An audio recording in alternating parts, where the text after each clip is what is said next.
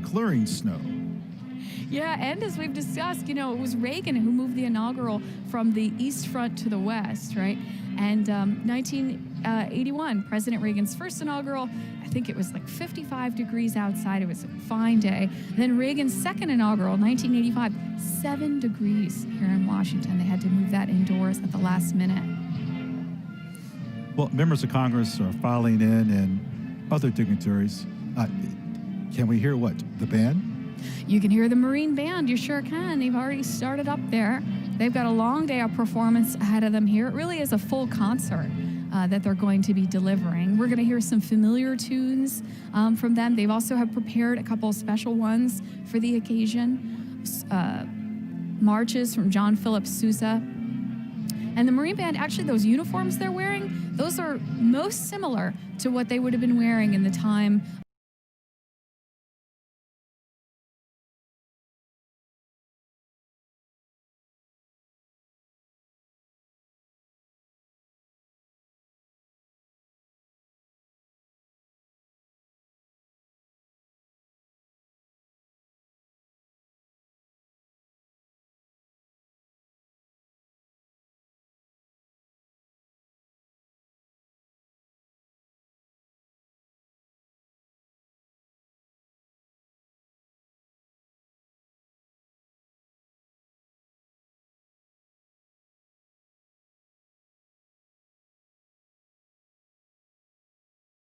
the inaugural 1961 for President Kennedy. Frost had composed a poem for the occasion, but the glare coming off of the fresh snow, the glare was too bright. He couldn't actually read his own notes. They tried to help him out. Somebody held a top hat over to create a little shadow, and he still wasn't able to read his notes. So 89 years old, the poet Robert Frost actually recited one of his other poems from memory. Janet, we haven't talked about them too much, and we will later. United States Capitol Police. This is pride of them. We have order, we have discipline. Things are moving as they should. So they take pride in this particular part. So this is the time when we see people arriving for these ceremonies. We know folks are starting to take their seats out on the West Front. And we're going to be seeing various people arriving here, coming underneath. That, I believe, if I'm not mistaken, is President Obama. You're not mistaken. Arriving. And, of course, Michelle Obama there, a beautiful plum coat going into the Capitol underneath one of those porticos. He never wears a hat. I never noticed that, but you're right.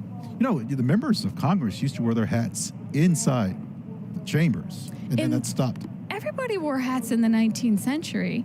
Lincoln, actually, the first inauguration he attended was Zachary Taylor's in 1849. And President Lincoln actually lost his top hat in the massive crowds because, their inaugural balls and parties, these events, especially in earlier times in the 19th century, there were massive public events that people would come to Washington, flock from all around to. Of course, this year, things are quite different. Mm-hmm. Friends, there is such a thing called Capitol Conversations, and it's something that our colleagues do during this time of closure of the Capitol. So visit thecapitol.gov, log on, look at our previous recordings, but all that we're talking about, we will do this over and over throughout the year until we're open. Let's see who's surviving now. I know what people are thinking. Are you making this up as you go? Well, right now I am, yes. Well, it's when we're talking about people arriving. William Jefferson Clinton. There he is, President Clinton arriving there. Senator Clinton can't be far away. I would imagine. Again, they're pulling up to the east front of the Capitol, where inaugurations used to be held. JFK, Lincoln, Andrew Jackson. Until 1981, moved to the West Front so that more people could attend, so that more people could see, right? We looked down the National Mall earlier. You could see how there was room for people to watch from all kinds of different angles and to really fill up that space. Of course, things are a little bit different this year than they have been for inaugurations past. I just thought of a trivia question, and it's how many left-handed presidents have we had? William Jefferson Clinton is left-handed. Oh. We'll think of it. How we might many work on that. left-handed presidents? How many okay, left-handed- folks, you're going to write that one down. You're going to go to your favorite search engine.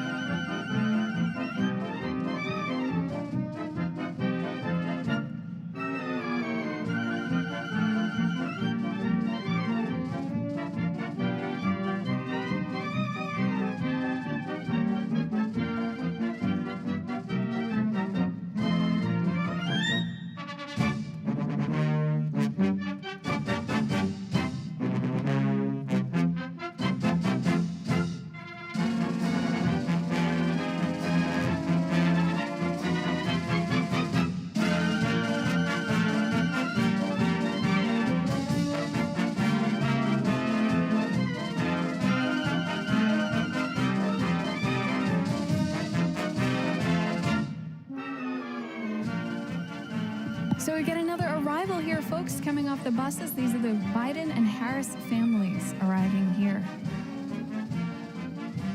Everybody getting ready to go to their seats out on the west front for today's 59th inaugural ceremonies. Gonna look a little bit different than previous years, but this part is the same. Busloads of folks coming up. Everybody bundled up for the weather.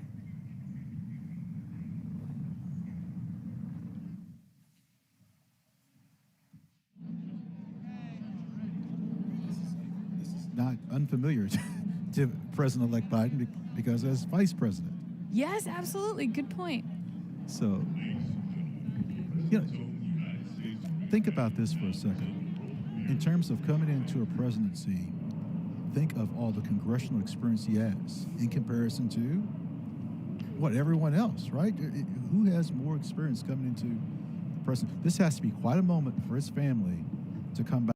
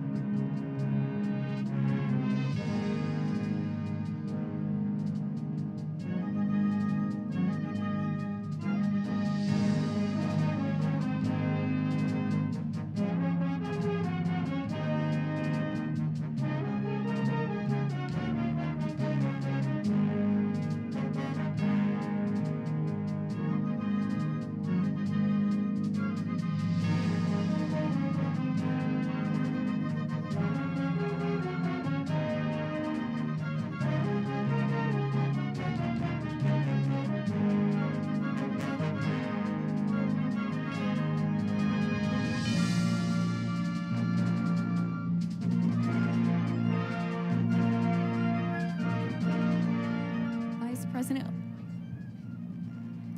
As you can see, folks, Vice President-elect Kamala Harris arriving there in the purple, arriving on the east front of the Capitol. They are greeted by the Senate Sergeant of Arms, Jennifer Hemingway, and the Acting House Sergeant of Arms, Tim Blodgett. And there is President-elect Biden there, just out of the car, moving toward Vice President-elect Harris.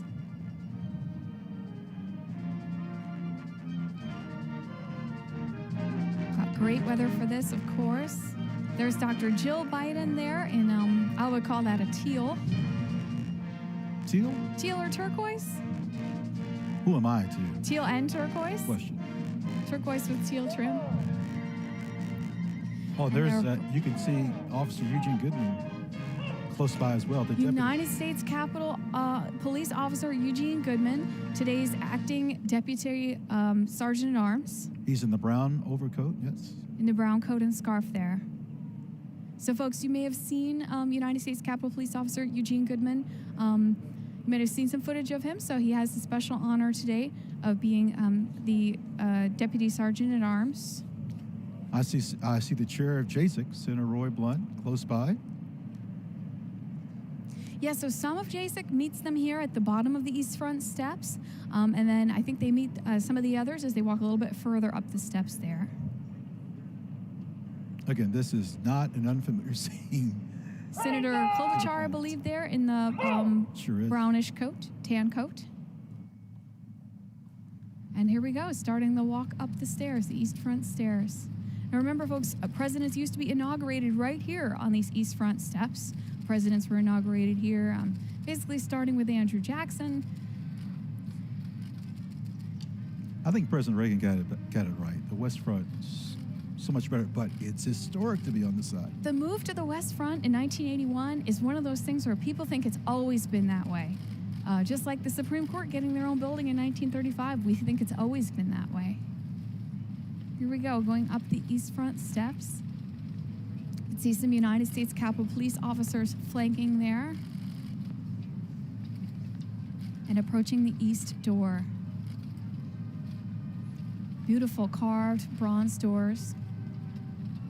Tourists used to enter through here. The Speaker's office used to be in the lobby out to the left. Yeah, this door is not used a lot, folks. I have to say, you know, Ron and I and our colleagues in the visitor services and guide service, we are in the Capitol just about every day, and we don't see these doors open a whole lot. Another name for them are the Randolph Rogers doors, cast in Munich by the Royal Bavarian Foundry. 10,000 pounds. And the panels tell the life of George Washington. Well, his history. Little scenes, yeah. And Columbus. Scenes of them. Columbus and Washington, they go up the sides. Also, we got a view of the inside here. Folks coming in that east door. Excellent footage. There's President-elect Biden and Dr. Jill Biden. You can see we've got a nice sunny day. There's Vice President-elect Harris and Doug Emhoff. Now, friends, I know what you're thinking. And the JASIC behind them, Senator Blunt. Where are they going? To a hold area. And there's Speaker Pelosi coming through again. The color of the day, I think turquoise. That, please. And Senator Mitch McConnell. And here we are looking at the Marine Band again. Like I said, they are going to be playing all day. And a little close-up of those uniforms, or a little bit of detail about those uniforms. As you know, they had the epaulettes, you know, the braiding on the shoulders. But Ron, trivia question for you. Do you know what the braids in the front are? They sort of hang down. They almost look like a bolo tie, sort of. I don't, and I should. They're called aiglets. Aiglets. And you can see the ones on the officers are gold. And then the other folks in the band there, Marine Band, they have white epaulets and aiglets. So they're sort of hang down in the front, little sort of tassely looking things. Oh, look at the passion of the director. Let's listen together.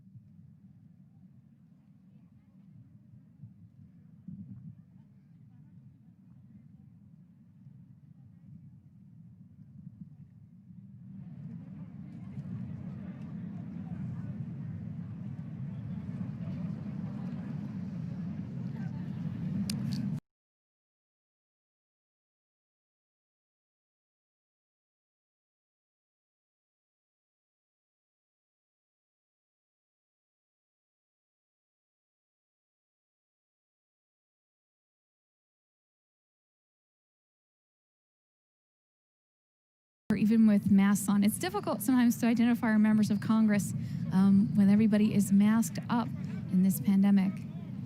Now, Jen, people have watched for a couple hours now, and they might be wondering, well, wait a minute, I see marble that's different colors. You would be correct. Oh, yeah.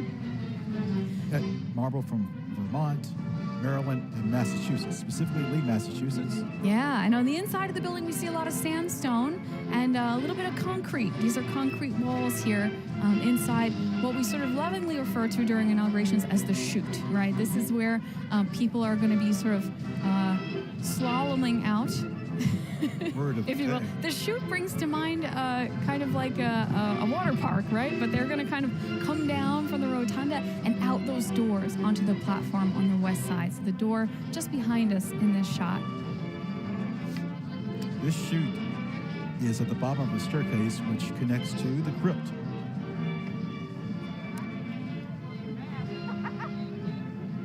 Ladies and gentlemen, please direct your attention toward the inaugural platform. The Chairman of the Joint Chiefs of Staff, General Mark A. Milley.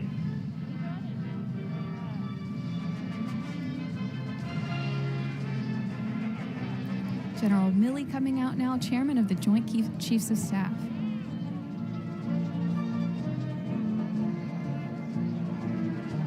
Now again, on previous inaugurations, you would just see tens of thousands of people. See, this is still quite a moment. Yeah, this platform normally packed elbow to elbow. Folks in there, just like the early House and Senate chambers, actually.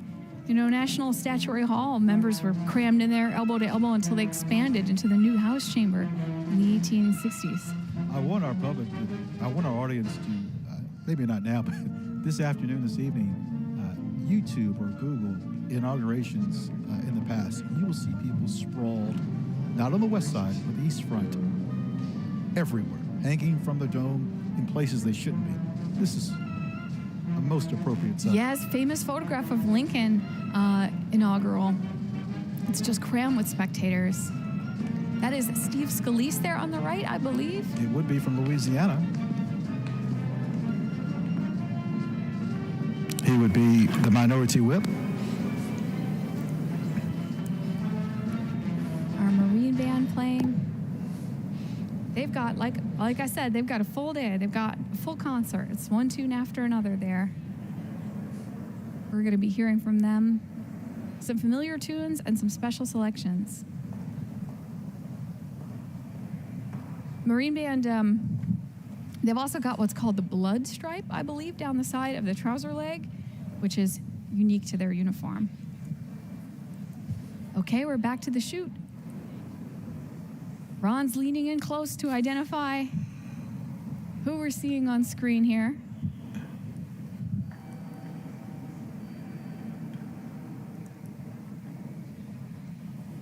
Being shown their marks, how to come out. I think that might be Clyburn in the red hat. From South Carolina, it is.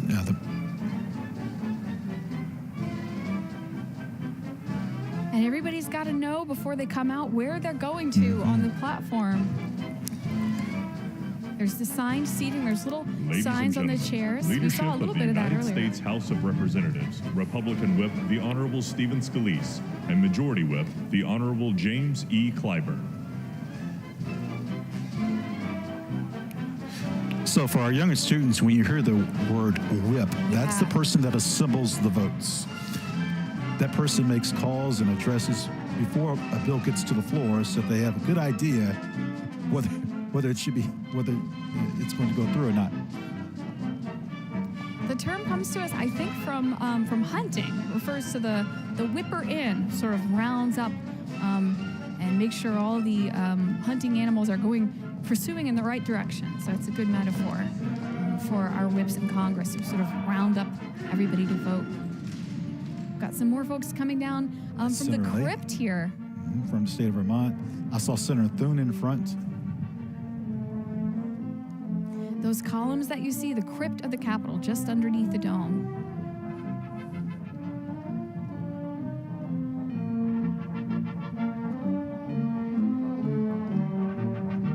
Janet, the act of secession is important. And this is going on with such good precision. As it I mean, this is an event. always has. We've heard it now a couple of times from members of the JSIC, an event commonplace and miraculous, this peaceful transfer of power. And the fact that it's all orchestrated, coming off together. There's Senator Graham. Lindsey Graham. I see Senator Dick Durbin, who I ran past by in the cleaners last week. It looked like Senator Cory Booker was in front of them as well. Well, they're squinting at us and we're squinting at them. Senator Bernie Sanders. Probably folks recognize Bernie Sanders, senator from Vermont. Well dressed for potential bad weather. Oh, he could be in a short sleeve shirt, but he's used to this. This is Really comfortable weather for today's inaugural compared to some years past. such as President George W. Bush. I can recall walking down the street, sliding on Constitution Avenue, just trying to get a glimpse. It was 1829, Andrew Jackson's inauguration. The weather was so bad they had to do it inside the House chamber. This tradition that we're observing today, of course, this tradition is older, far older than you or I or anybody else who's watching today. But this tradition has also evolved over time. It's changed, and things have changed about it. And so today's inaugural looks different than previous years. Ladies and gentlemen, there have been a lot of leadership differences. of the United States Senate, President Pro Tempore Emeritus, the Honorable Patrick Leahy and Mrs. Marshall Leahy. Democratic Whip, the Honorable Dick Durbin and Mrs. Rima Doden. Majority Whip, the Honorable John Thune and Mrs. Kimberly Thune. Democratic Leader, the Honorable Charles Schumer and Mrs. Irish Wineshaw Schumer. And President Pro Tempore of the Senate, the Honorable Chuck Grassley and Mrs. Jennifer Hines. Senator Patrick Leahy has time for everyone. We see him on tour everywhere. His office is close by the rotunda. He'll greet everyone. He can give the tour. It's just amazing. He has been a special guest on many of my tours. Ladies and gentlemen, the members are so engaging with people. The late Congressman John Lewis, I can recall years ago, I waved him over. He says, "I'm going to vote and come back." And I said in my mind, no way. It took 15 minutes, but he came back and spoke to those young people. Well, Mr. Vice President Pence, he used to stand up, when he was a member of Congress, he used to stand up on the benches in the rotunda and give tours. I recall that all the time. It looks like Kevin McCarthy from California. I believe we'll be seeing the beginning of the JSIC leaders going out to the platform here. That might be Senator Schumer we're seeing from the back again there.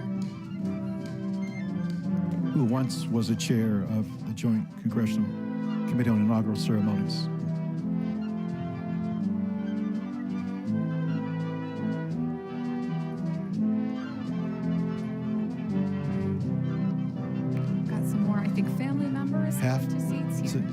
You have to notice this. The wind has slightly picked up. Wind picking up a little bit. Yeah, it looks that way.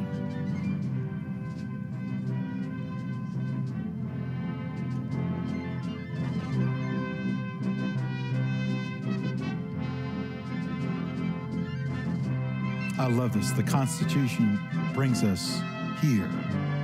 It's really one sentence that is necessary. The oath. 37 words or 30. You know, it originally minutes. said, "I do solemnly swear or affirm and will faithfully execute the office of President of the United States." And James Madison and George Mason insisted the chief executive should also swear an oath to the Constitution. And so Congress approved that version. So they added a little bit to that oath of office. That's what brings us here, the Constitution. And this date is because of the 20th Amendment. This was mentioned in the video earlier. Senator George Norris from the state of Nebraska proposed this in 1925. Yeah, again, in terms of those things, we think of them as always happening this way. We think inaugurations always in January, but until quite recently, they were happening at other times, including March. We saw earlier in response to our trivia question that George Washington was actually inaugurated April 30th. but a lot of the other ones, March 3rd or March 4th. Or in some cases, if it's on a Sunday, March 5th. Yes, and if inauguration falls on a Sunday, that's right. They do not have it on the Sunday. They do kind of a small swearing in and then the official ceremony the next day. Actually, President Wilson, I believe, it was inaugurated on a Sunday. That happened once. It looks like Senator Mendez from New Jersey there. Forgive us if we're hesitating. It's difficult to see sometimes with masks. Also, the Capitol has been closed to tours out of an abundance of caution, of course, for some months now. And so, although these 535 members of Congress, senators are our bosses, I would say, we haven't seen them in a little while. You know what's fun, Janet? I've seen times where former members of Congress, they've just casually walked up towards the West Front, and they know they don't have a seat, but they kind of blend in. That's kind of fun. Ladies and gentlemen, I think we saw some former members arrive earlier. Dan Quayle. Here's former Vice President Dan Quayle, the Honorable Dan Quayle, about to step through the chute and out the door. And again, we've got camera angles here that not a lot of other people do.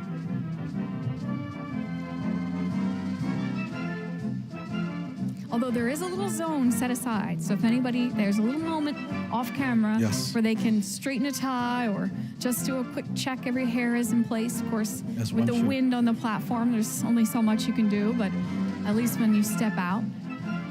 Not the handshake, but the... Yeah, we're seeing fist bumps here. Former VP Dan Quayle heading out there.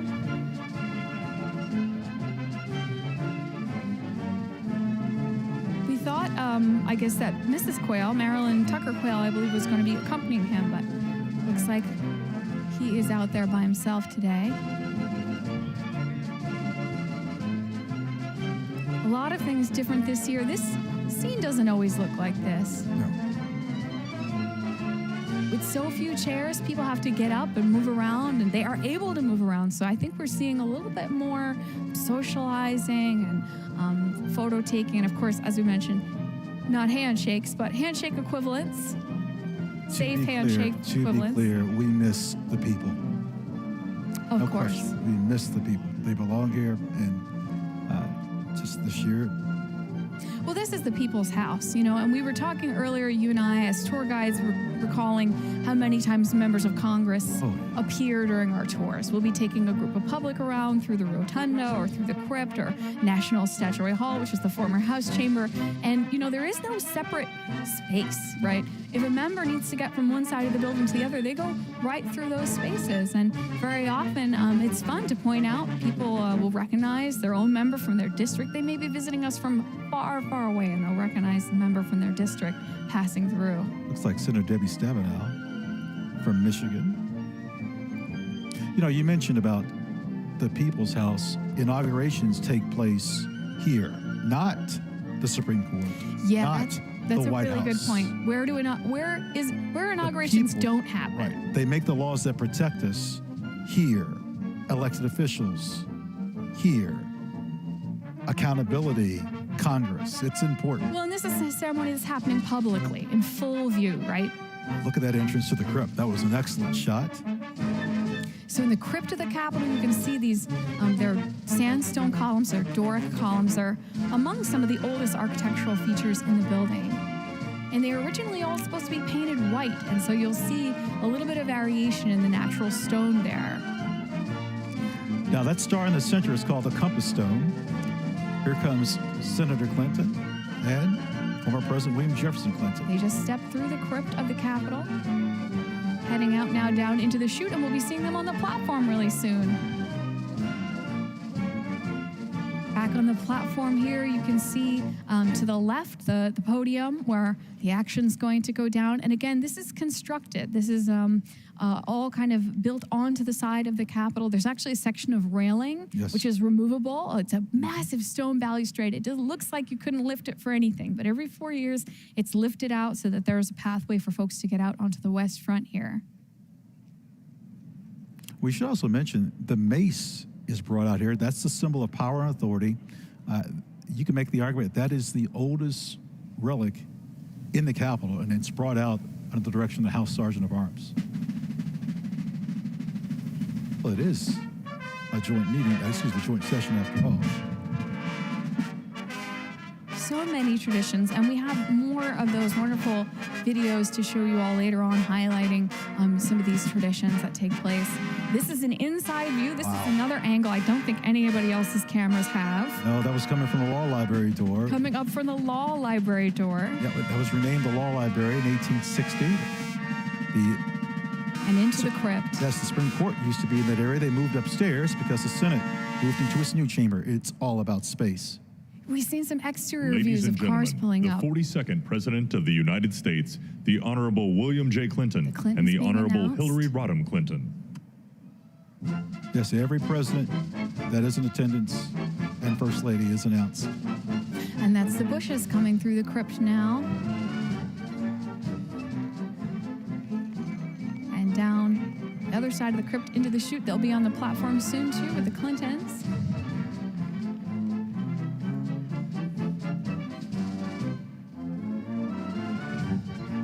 You know, normally we would hear the roar of the crowd for every one announced, and it is noticeably different.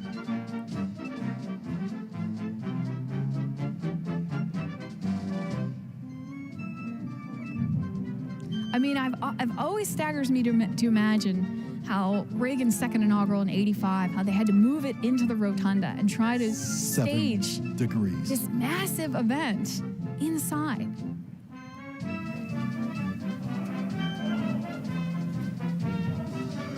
Because you mentioned earlier James Monroe's inauguration outside. The first one to be held outdoors, and the number of people attending just, astronomically more. All right, we've got the Obamas coming through, about to enter into the crypt there. Quite a presence that couple brings. I'm looking for his coat tomorrow. Now that you've mentioned to me you've never seen him in a hat, I keep looking for hats.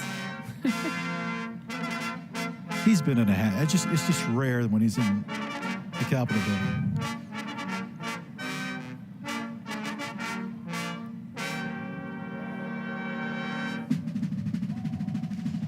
And all these folks we're seeing, this is their home. Oh, very. They have memories here going back years, familiar faces around. Ladies and gentlemen, the 43rd President of the United States, the Honorable George W. Bush and Mrs. Laura Bush.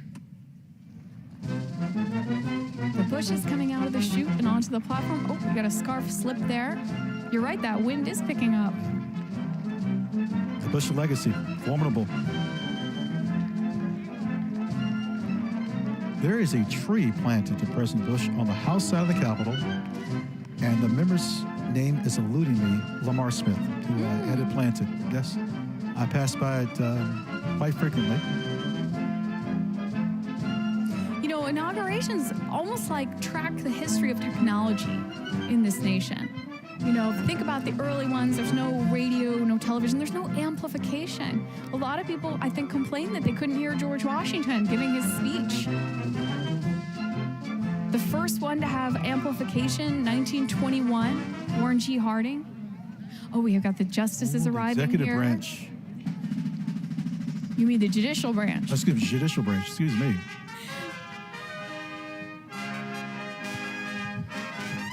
There's the herald trumpets. You mentioned inaugurations. How about President Lincoln? People were within 10 feet from him. Oh, yeah. Soldiers with weapons. Those are called tabards, those things that hang on their trumpets there. They have two sets. They have a navy blue and a white. So those are the navy blue that we see there on the herald trumpets. U.S. Army herald trumpets. So our justices in their robes coming down the chute. It's my understanding that they gather in the Ladies old court and gentlemen, chamber. Yes. the 44th Get the robes President on of and the kind of come all United out States, together. the Honorable Barack H. Obama and Mrs. Michelle Obama.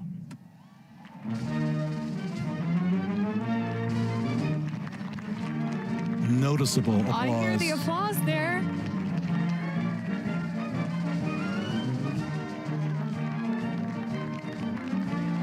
Very helpful to have announcers. As a senator, I once shared the same elevator with him.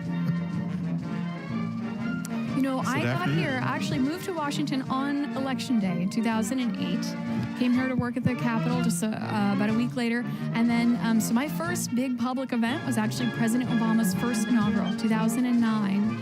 And my job for the day was actually to escort people to their spots, to their seats. Oh, nice. As we mentioned this year, you know, different seating than in years past.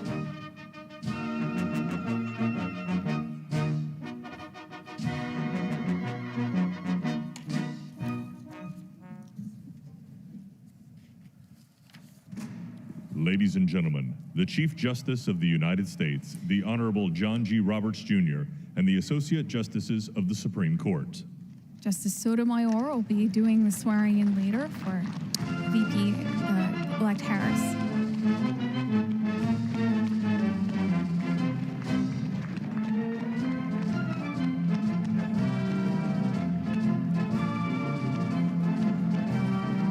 Yes, careful, everyone. Yeah, everyone needs to watch their step. There's carpeting there. I know what people are thinking. Why can't they take an elevator? It's just not that simple.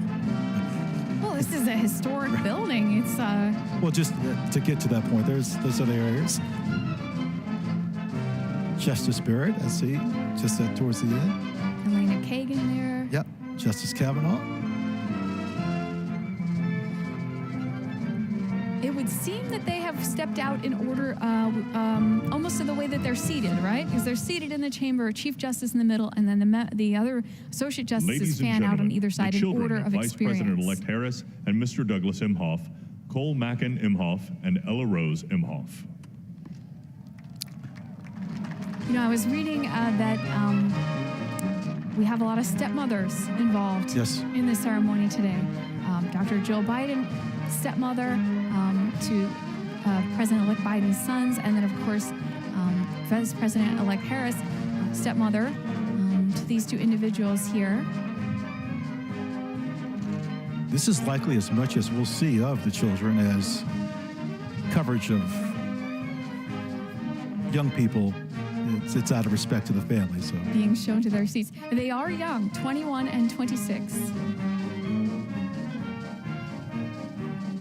And Vice President-elect Harris has been their stepmother for a few years now. I think they were maybe teens. this seems so strange that there's so few people there. But It looks very different than inaugurations past. But this tradition is so long that although this looks different than the last one and the one before that, it may not look that different than the ones at the very beginning.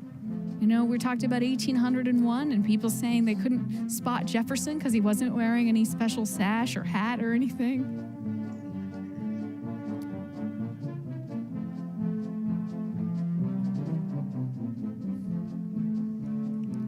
coordination of spacing. These are more family members here, I believe. These are the Biden's children here. So this is Biden family members. I've toured President-elect Biden's brother.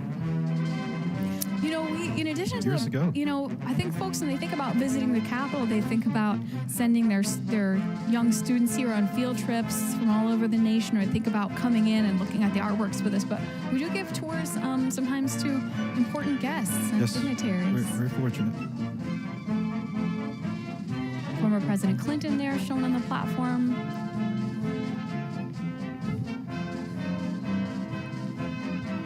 We're approaching the 11 o'clock hour, and in another hour, President Biden-elect, well, he'll be sworn in, and we'll hear his remarks in less than that time. So, yes, people have waited a long time, but the end is near.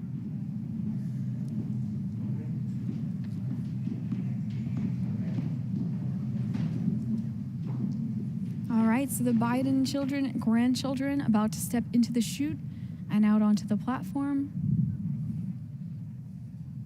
Robert Hunter Biden II, Ashley Blazer Biden, and the grandchildren of the president-elect there.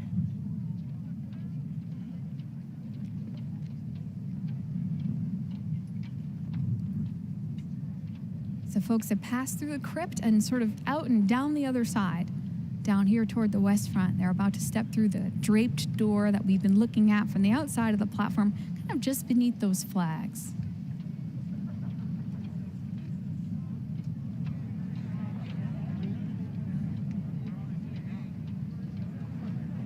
A question one might Ladies ask. and gentlemen, the children of President-elect Biden, Robert Hunter Biden II and Ashley Blazer Biden, also the grandchildren of the president-elect.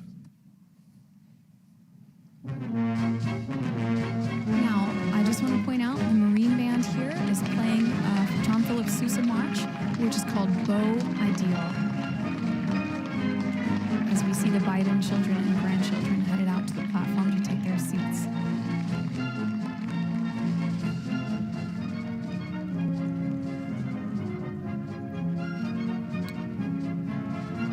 This is the area of the Capitol Visitor Center. Yeah, that's the area where the visitor center attaches to the old front of the Capitol. So if you look closely at the walls here, you can see sandstone from the 2000s attached to sandstone from the 1800s, and a little clear window in the floor. Coming through the crypt. You know, with the approach of Vice President Pence, who's a pretty cool customer, if this isn't emotional, it will be when he leaves on the East Front. So it'll be interesting to see for him and his wife. Just their posture coming down, what the emotions might be. Has to be surreal. Yes. And while all this is happening, the platform filling up with members, you know, the president-elect waiting somewhere inside the Capitol. If you can imagine folks being backstage before a big performance, the jitters, the butterflies, hoping you remember your lines, hoping you remember your marks, right, where you're Yes. supposed to stand.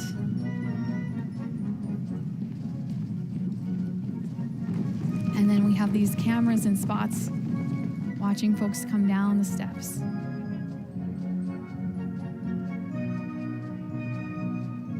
Just behind those steps is actually the spot where they were meant to entomb George Washington, underneath the crypt of the Capitol. Vice President Pence here, about to step out from the chute. We see the Obamas on the platform.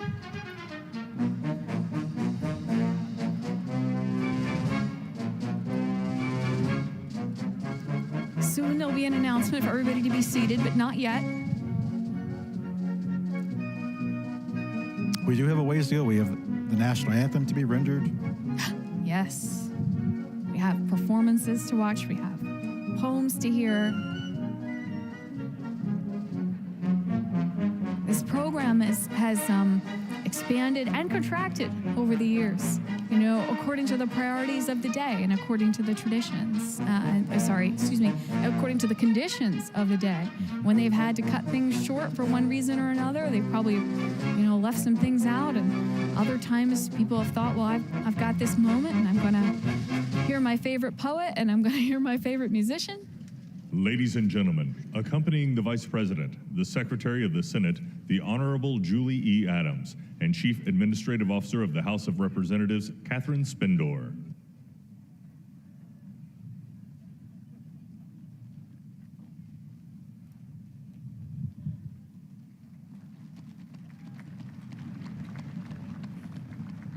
So we got the Secretary of the Senate, Chief Administrative Officer of the Senate there, accompanying Vice President Pence. Ms. Adams was on the left-hand side. And Karen Pence, his wife.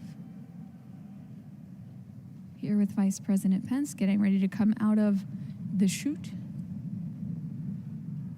The Pences have visited my church. Yes. Vice President Pence is, I think, probably the member of Congress, Senate, that visitors have spotted the most on my tours the past couple of years. He has time for people, doesn't he? When He comes stops and shakes hands. I had whole school groups of 8th graders run over to meet the vice president. And again, it's one of those moments folks can't believe they're having. Came on a tour of the Capitol and saw the vice president. Oh, there they are, those tabards on the herald trumpets. Ladies and gentlemen, the Vice President of the United States, the Honorable Michael R. Pence and Mrs. Karen Pence.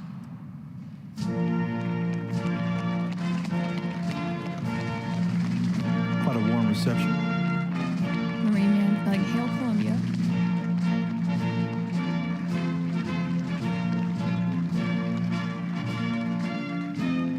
Oh, I'm sorry. I think this is another Sousa March. As the Pences step out onto the platform, headed to their seats. Oh, riders for the flag, yes.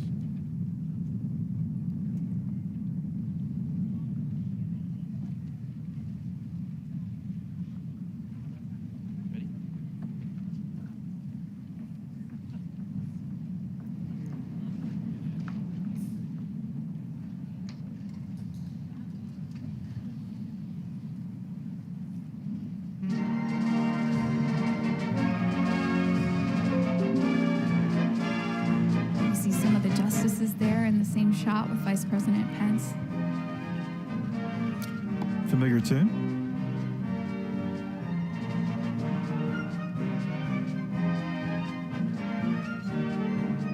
You can hear the audience singing "This Is My Country." You can hear them.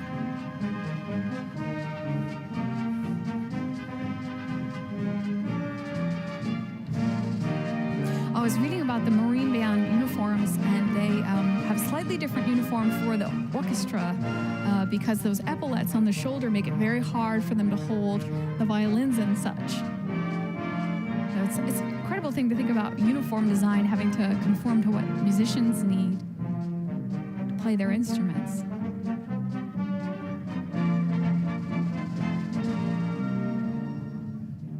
Vice President Pence there. We see there's Dan Quayle and George W. Bush there exchanging a greeting on the platform.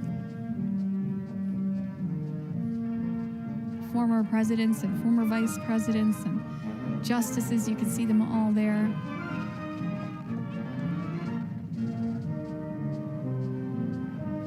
And families. Harris family that we see here. Did you notice those two strollers earlier out on the East Front? I think. I didn't see the yes, strollers. Two strollers. Sure. On the East Front. I think we know who's in those strollers now. I think we do. Got some small ones there.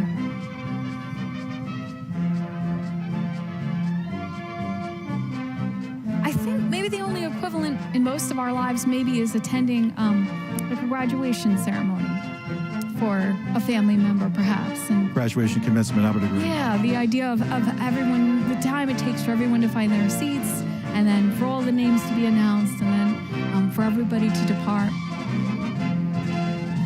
And you've got to dress for the duration, right? Yes. We should mention to people there is a Plan B if we don't have it on the West Front outside, and a Plan C. But Seating down here on the West Front lawn. So members of Congress, some former members, other guests. some of our colleagues are working in that area. Those mayors and governors that we saw earlier arriving, the diplomatic corps, all these folks have found seats. And of course, everything spread out due to the pandemic.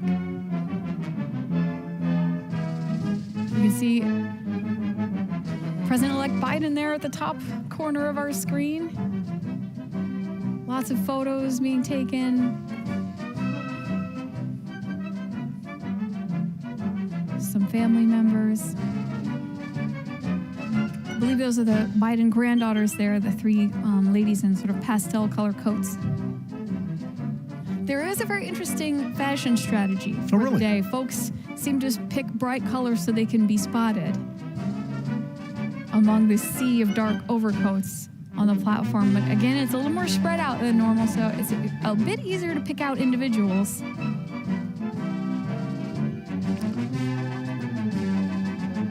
Another view of the Marine Band here. You know, one thing we've noticed, no one has, gone back into the entrance. Coming out the west door. Yes, once you're out. Back in the west once you're door. out, I think that's it.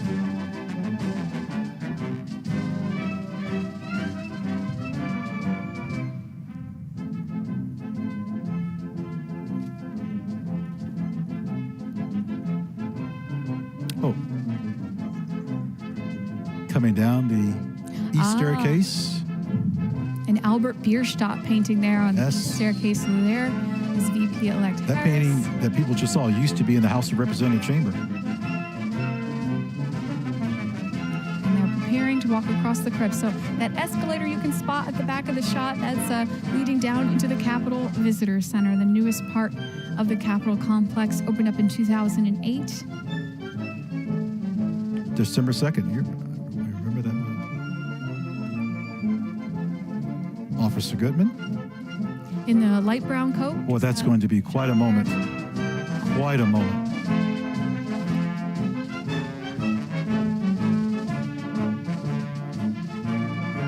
Kamala Harris and Doug Emhoff here preparing to cross the crypt. Here they go. You see those sandstone columns in the crypt. So again, in the pale light brown coat there, United States Capitol Police Officer Eugene Goodman. Deputy Sergeant at Arms. Yes, for this ceremony. Acting Deputy Senate Sergeant at Arms. Excuse me. Eugene Goodman. Eugene O. Goodman, Private First Class, United States Capitol Police. Very soft-spoken gentleman. Says 4 words a week. Just He's a familiar face to Yes. us and to our colleagues in the guide service. And he's a face that you all may have seen recently, and some photographs and video of the Capitol.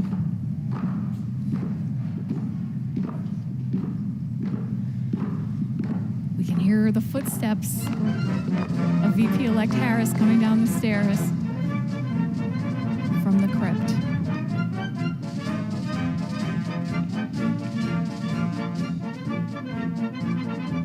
Officer Goodman, this is a walk he's made many a time, but never as part of the procession in quite this way. don't you feel like he's on duty? It's just You can see his eyes sort of going back and forth. Now, of course, he's seeing familiar faces all around him, but Ladies and gentlemen, accompanying the Vice President-elect, the Chief of Inaugural Ceremonies, Maria Miller-Lohmeyer, the Acting Deputy House Sergeant-at-Arms, Kevin Grubbs, and the Acting Deputy Senate Sergeant-at-Arms, United States Capitol Police Officer Private First Class Eugene O. Goodman. well, crescendo of applause, and we know who that's for. yeah. Officer Goodman.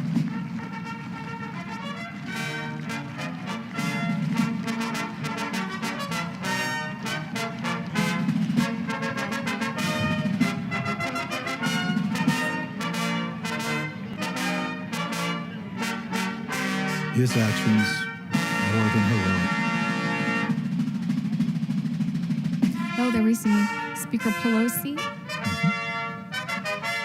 And it looks like the rest of the JSIC there preparing to cross. So Warrior again, in the red scarf. we've got to spell out our acronyms. It's the Joint Congressional Committee on Ladies and Inaugural gentlemen, Ceremonies. the Vice President-elect of the United States, Kamala Devi Harris, and Mr. Douglas Emhoff.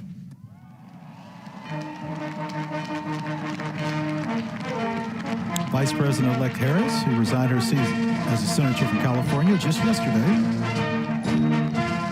and today, very shortly, to be sworn in as Vice President.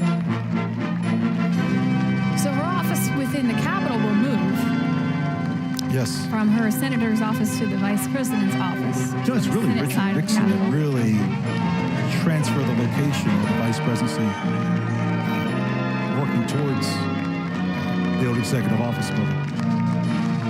And putting the locus of the vice president office here at the Capitol.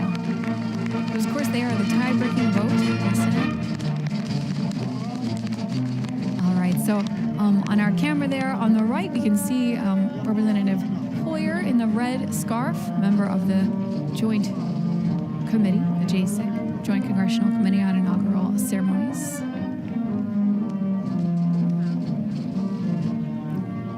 VP-elect Harris hugging her children there.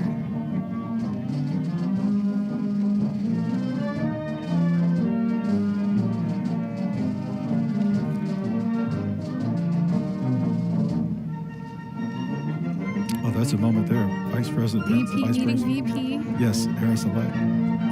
Vice President-elect Harris, yes.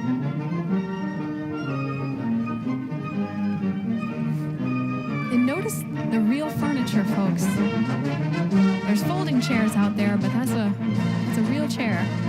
royal table. And on that table, I believe, are some of the sacred texts that are going to be used today. Representative Clyburn there having a moment with VP-elect Harris.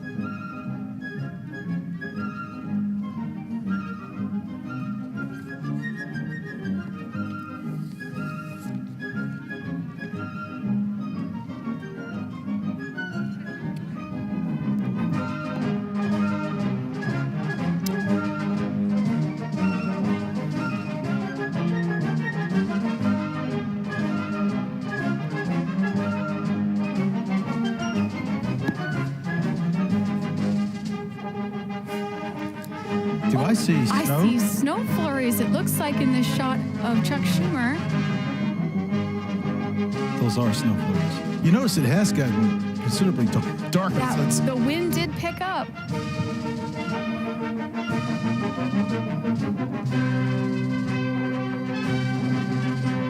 Well, soon to be the 46th president.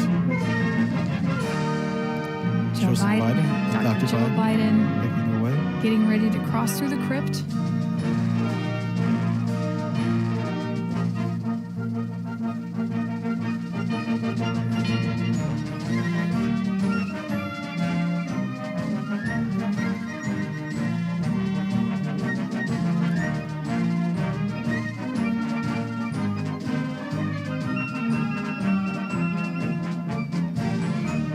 We'll wave to the camera. Yes. I can't stress enough that we have cameras in areas that you won't see on any other live stream or broadcast. These behind-the-scenes shots, this idea The that you Joint can see into the Congressional visitor Committee center. on Inaugural Ceremonies, Staff Representative Alexandria Gordikan DeChico, accompanying the House Republican leader, the Honorable Kevin McCarthy. Staff Representative Bridget Brennan, accompanying House Majority Leader, the Honorable Steny Hoyer and Mrs. Yvette Lewis. Staff Representative Kate Knudsen, accompanying Speaker of the House of Representatives, the Honorable Nancy Pelosi and Mr. Paul Pelosi. Staff Representative Lindsey Kerr, accompanying the Honorable Amy Klobuchar and Mr. John Bessler. Staff Representative Stephanie Hager Mucko, accompanying Senate Majority Leader, the Honorable Mitch McConnell and the Honorable Elaine L. Chao. And Staff Representative Rochelle Graves Schroeder, accompanying the Chairman of the Joint Congressional Committee on Inaugural Ceremonies, the Honorable Roy Blunt and Mrs. Abigail Blunt. So those members of the JCEC, the Joint Congressional Committee on Inaugural Ceremonies, the official host of today's 59th inaugural ceremonies, we can see them there headed out onto the platform. The announcer just said the names. Proud moment for the committee. They've put all this together. Not just September, well before that, the planning has gone on. And let's be honest, this has been a different inauguration and hopefully something that we won't see again for a lot of different reasons. And they've really pulled this off handsomely. There goes Senator Blunt, the former Majority Whip of the House. He's been through a few of these ceremonies. Again, this is the second time he has chaired this committee. Yes. There's been 5 people to chair the committee twice, and Senator Blunt would be the latest. He spoke of this ceremony today being an assurance for all people, our continued and unbroken commitment, continuity, stability, perseverance, democracy. As we get ready to see the peaceful transfer of power, an event both commonplace and miraculous. President-elect Biden here and Dr. Jill Biden just passing through the crypt of the Capitol, soon to emerge onto the platform. We can see the back of the Obamas here on the platform.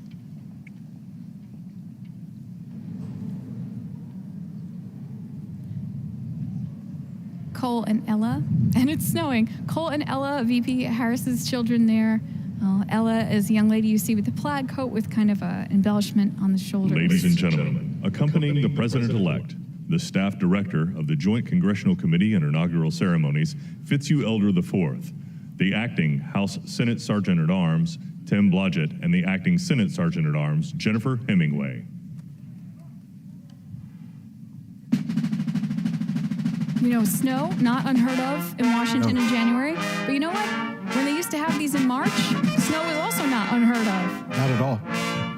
Until 1933, inaugurations happened in March, and pretty risky in the era before paved roads. Well, our last inauguration, we had a little bit of rain. President Trump on our last inauguration. Of course, President Obama. I think it was about 25 degrees. The weather's always an element.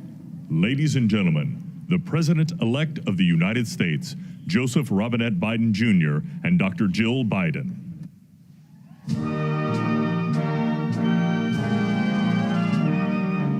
This piece by the Marine Band Trio from Hail America.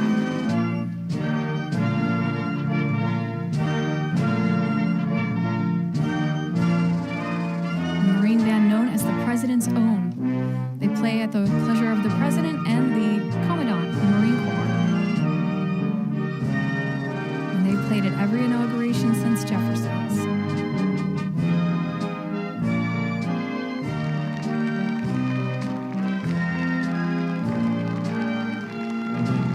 Biden's approaching their seats on the platform here.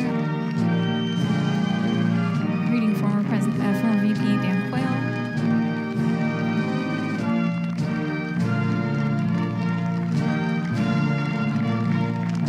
Look at his eyes.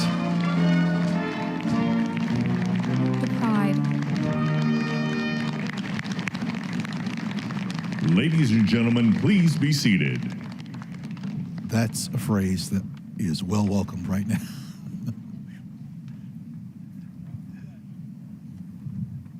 Let's enjoy the ceremony.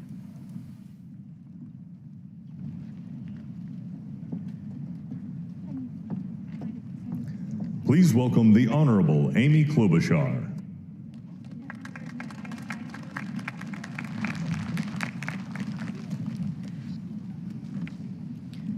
Vice President Pence, Mr. President-elect, Madam Vice President-elect, members of Congress and the judicial branch, former presidents and first ladies, vice presidents, leaders from abroad, and a whole bunch of Bidens. America, welcome to the 59th presidential inauguration, where in just a few moments, Joe Biden and Kamala Harris will take their solemn oaths. This ceremony is the culmination of 244 years of a democracy. It is the moment when leaders brought to this stage by the will of the people promise to be faithful to our Constitution, to cherish it and defend it. It is the moment when they become, as we all should be, guardians of our country. Have we become too jaded, too accustomed to the ritual of the passing of the torch of democracy to truly appreciate what a blessing and a privilege it is to witness this moment? I think not. 2 weeks ago, when an angry, violent mob staged an insurrection and desecrated this temple of our democracy, it awakened us to our responsibilities as Americans. This is the day when our democracy picks itself up, brushes off the dust, and does what America always does: goes forward as a nation under God, indivisible, with liberty and justice for all. This conveyance of a sacred trust between our leaders and our people takes place in front of this shining Capitol dome for a reason. When Abraham Lincoln gave his first inaugural address in front of this Capitol, the dome was only partially constructed, braced by ropes of steel. He promised he would finish it. He was criticized for spending funds on it during the Civil War. To those critics, he replied, "If the people see the Capitol going on, it is a sign we intend the Union shall go on." And it did, and it will. Generations of Americans gave their lives to preserve our republic in this place. Great legislation to protect civil rights and economic security and lead the world was debated and crafted under this dome. Now it falls on all of us, not just the two leaders we are inaugurating today, to take up the torch of our democracy, not as a weapon of political arson, but as an instrument for good. We pledge today never to take our democracy for granted as we celebrate its remarkable strength. We celebrate its resilience, its grit. We celebrate the ordinary people doing extraordinary things for our nation, the doctors and nurses on the front line of this pandemic, the officers in the Capitol, a new generation never giving up hope for justice. We celebrate a new president, Joe Biden, who vows to restore the soul of America and cross the river of our divides to a higher plane. And we celebrate our first African American, first Asian American, and first woman vice president, Kamala Harris, who stands on the shoulders of so many on this platform who have forged the way to this day. When she takes the oath of office, little girls and boys across the world will know that anything and everything is possible. And in the end, that is America, our democracy, a country of so much good. And today, on these Capitol steps and before this glorious field of flags, we rededicate ourselves to its cause. Thank you. It is now my honor to introduce to you the senator who has worked with me and so many others to make this ceremony possible, my friend and the chair of the inaugural committee, Missouri Senator Roy Blunt.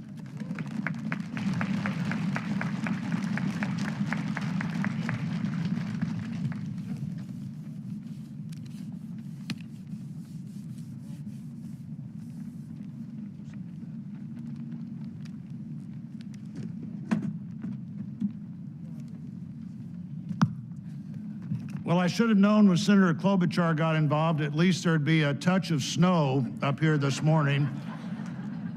Of all the things we'd considered, I don't think snow was on my agenda until I walked out the door a moment ago. But thank you, Senator Klobuchar, and thanks to the other members of the Joint Congressional Committee on the inauguration as we officially begin the 59th inaugural ceremony. I also want to thank the Joint Committee staff and our partners, particularly our security partners, for the way they've dealt with unprecedented circumstances. When I chaired the inauguration 4 years ago, I shared President Reagan's 1981 description of this event as commonplace and miraculous. Commonplace because we've done it every 4 years since 1789. Miraculous because we've done it every 4 years since 1789. Americans have celebrated this moment during war, during depression, and now during pandemic. Once again, all three branches of our government come together as the Constitution envisions. Once again, we renew our commitment to our determined democracy, forging a more perfect union. That theme for this inauguration, our determined democracy, forging a more perfect union, was announced by the Joint Committee before the election with the belief that the United States can only fulfill its promise and set an example for others if we are always working to be better than we have been. The Constitution established that determined democracy with its first three words, declaring the people as the source of the government. The Articles of Confederation hadn't done that. The Magna Carta hadn't done that. Only the Constitution says the government exists because the people are the source of the reason it exists. They immediately followed those first three words with the words to form a more perfect union. The founders did not say to form a perfect union. They did not claim that in our new country nothing would need to be improved. Fortunately, they understood that always working to be better would be the hallmark of a great democracy. The freedoms we have today, the nation we have today, is not here just because it happened, and they aren't complete. A great democracy working through the successes and failures of our history striving to be better than it had been. And we are more than we have been, and we are less than we hope to be. The assault on our Capitol at this very place just 2 weeks ago reminds us that a government designed to balance and check itself is both fragile and resilient. During the last year, the pandemic challenged our free and open society and called for extraordinary determination and sacrifice, and still challenges us today. Meeting that challenge head on have been and are healthcare workers, scientists, first responders, essential frontline workers, and so many others we depend on in so many ways.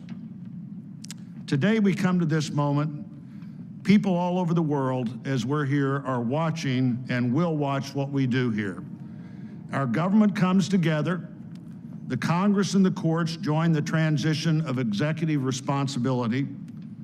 One political party more pleased today and on every inaugural day than the other. But this is not a moment of division, it's a moment of unification. A new administration begins and brings with it a new beginning. And with that, our great national debate goes forward, and a determined democracy will continue to be essential in pursuit of a more perfect union and a better future for all Americans. What a privilege for me to join you today. Thank you.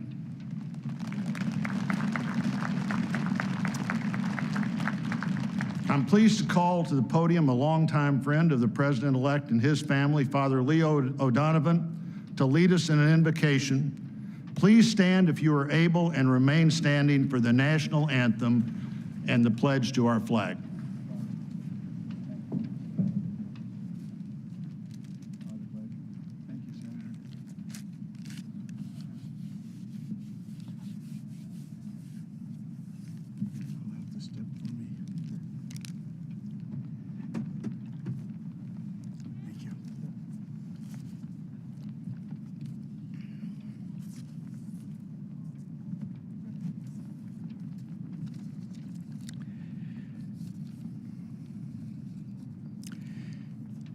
Gracious and merciful God, at this sacred time we come before you in need, indeed on our knees.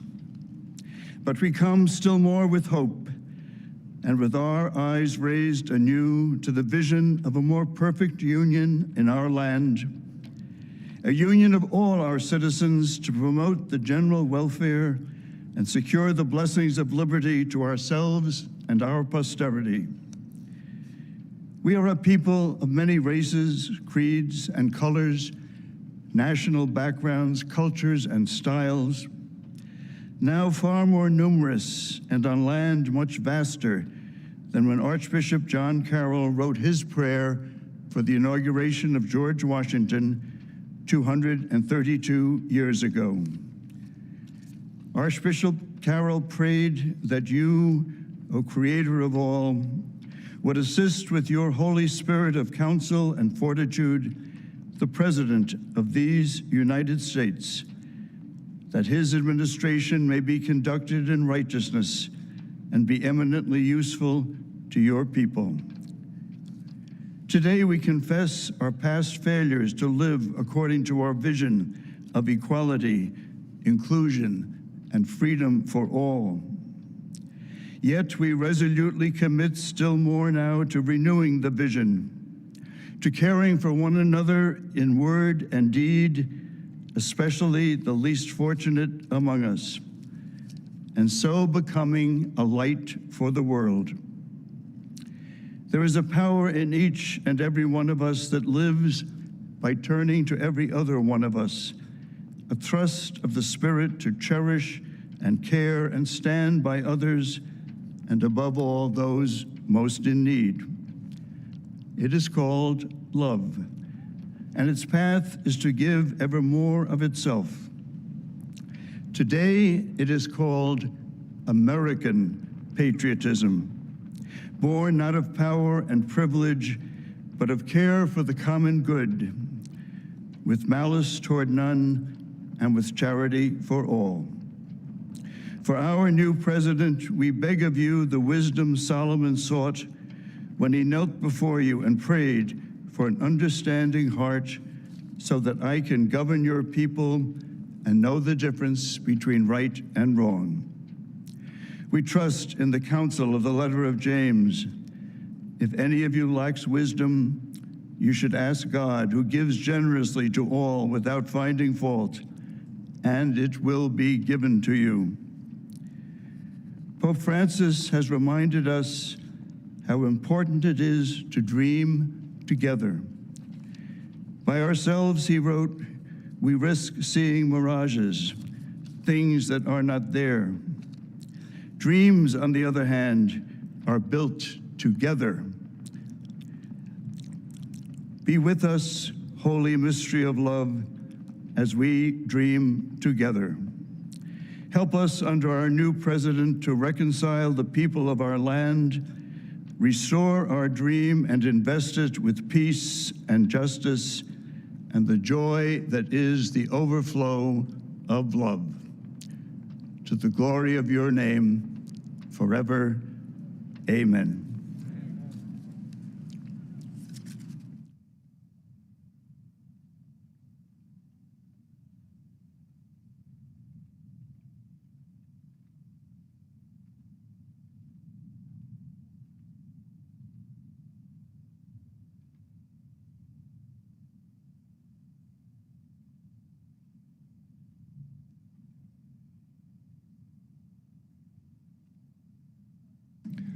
Ladies and gentlemen, please remain standing for the presentation of our national colors by the Armed Forces Color Guard, the singing of our national anthem, and for the Pledge of Allegiance.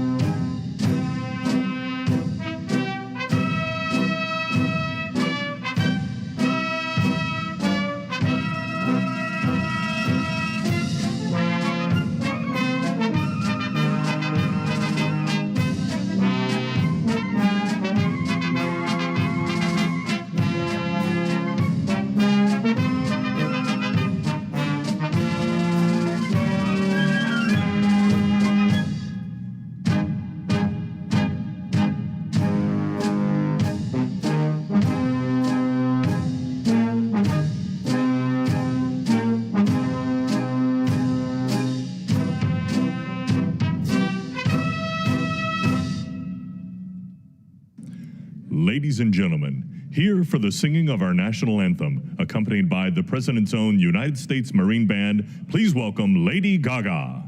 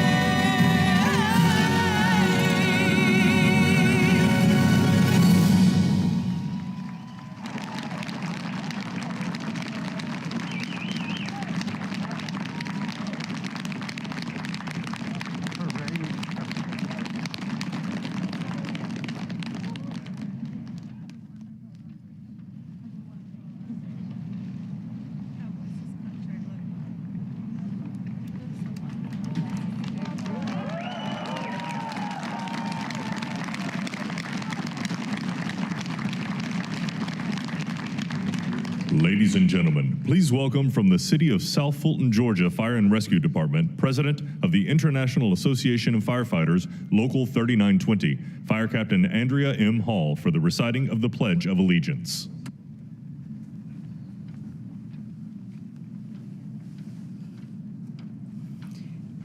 I pledge allegiance to the flag of the United States of America and to the republic for which it stands, one nation, under God, indivisible, with liberty and justice for all.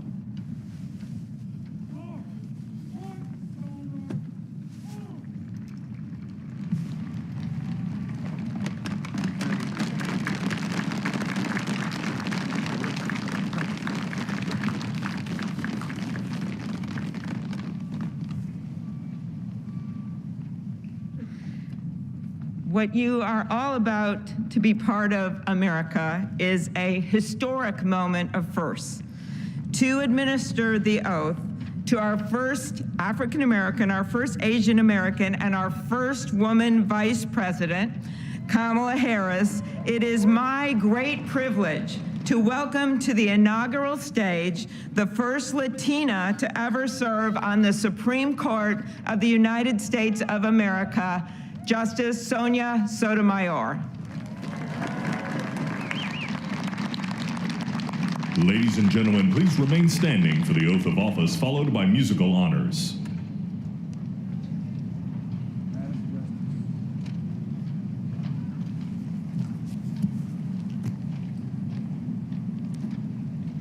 Please raise your right hand and repeat after me.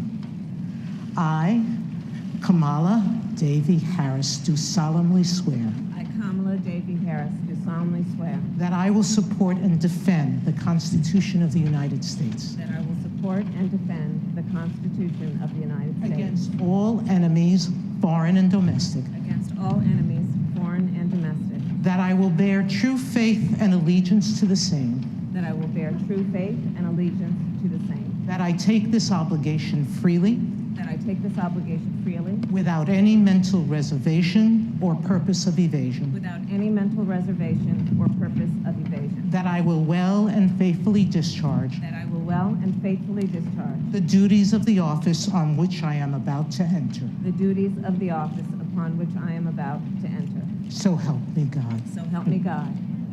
All right.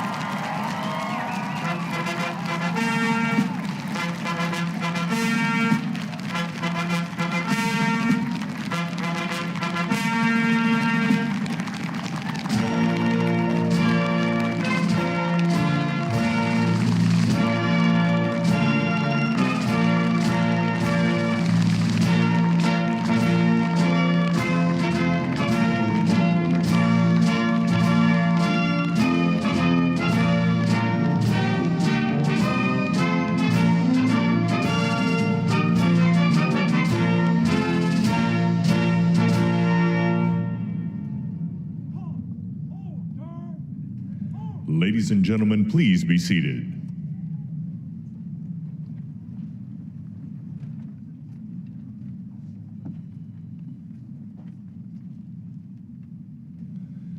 Please welcome Jennifer Lopez to perform This Land Is Your Land and America the Beautiful, accompanied by members of the President's own United States Marine Band.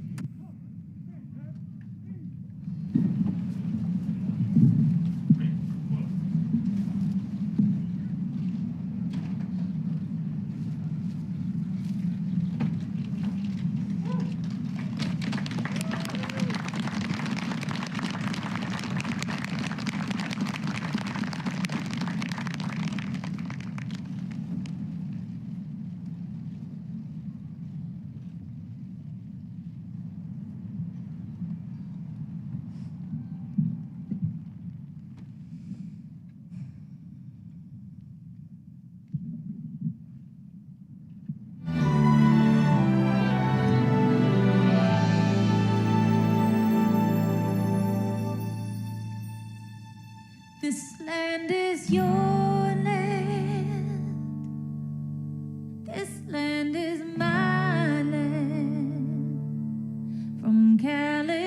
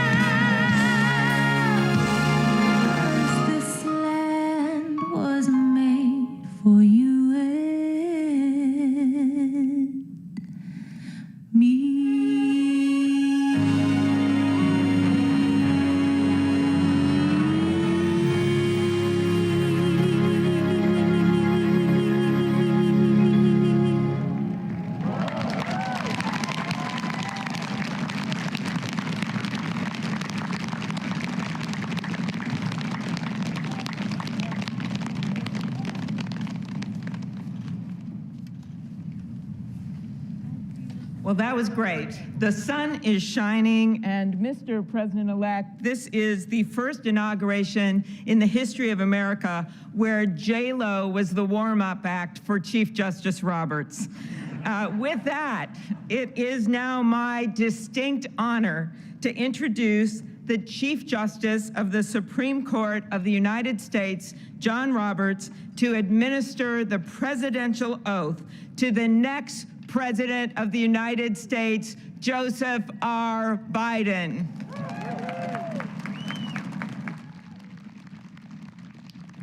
Ladies and gentlemen, please stand for the oath of office, followed by musical honors.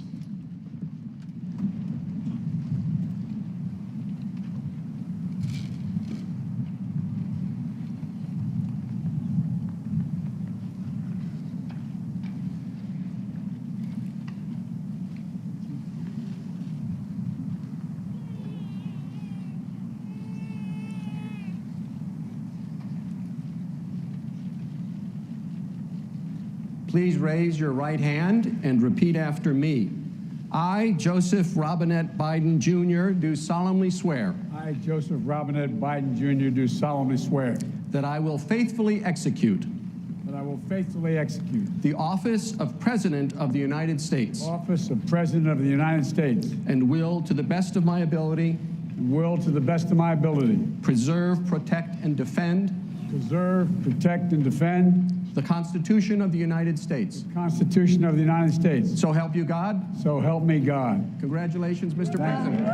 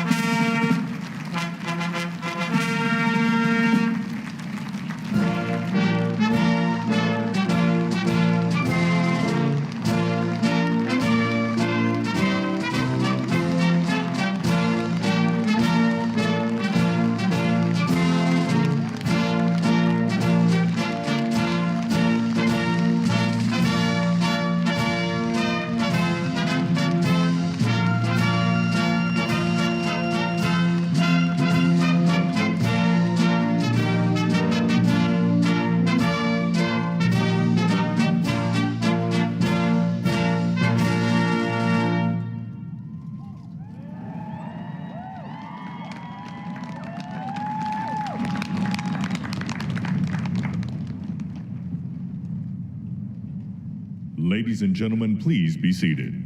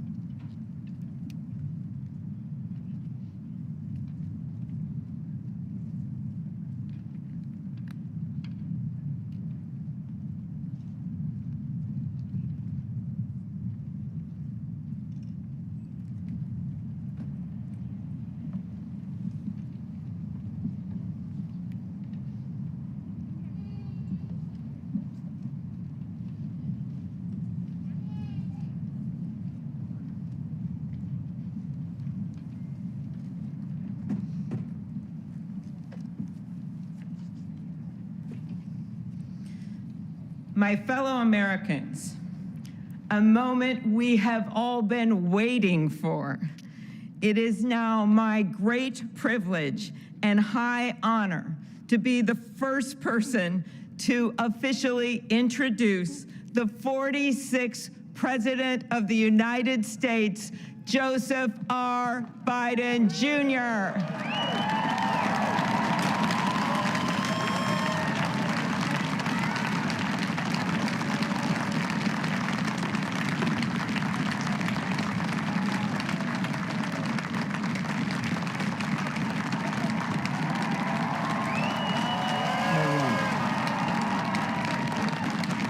Chief Justice Roberts, Vice President Harris, Speaker Pelosi, Leader Schumer, Leader McConnell, Vice President Pence, and my distinguished guests, my fellow Americans. This is America's day. This is democracy's day, a day of history and hope, of renewal and resolve. Through a crucible for the ages, America has been tested anew, and America has risen to the challenge. Today, we celebrate the triumph not of a candidate, but of a cause, the cause of democracy. The people, the will of the people has been heard, and the will of the people has been heeded. We've learned again that democracy is precious, democracy is fragile. And at this hour, my friends, democracy has prevailed. So now, on this hallowed ground where just a few days ago, violence sought to shake the Capitol's very foundation, we come together as one nation, under God, indivisible, to carry out the peaceful transfer of power as we have for more than 2 centuries. As we look ahead in our uniquely American way, restless, bold, optimistic, and set our sights on the nation we know we can be and we must be. I thank my predecessors of both parties for their presence here today. I thank them from the bottom of my heart. And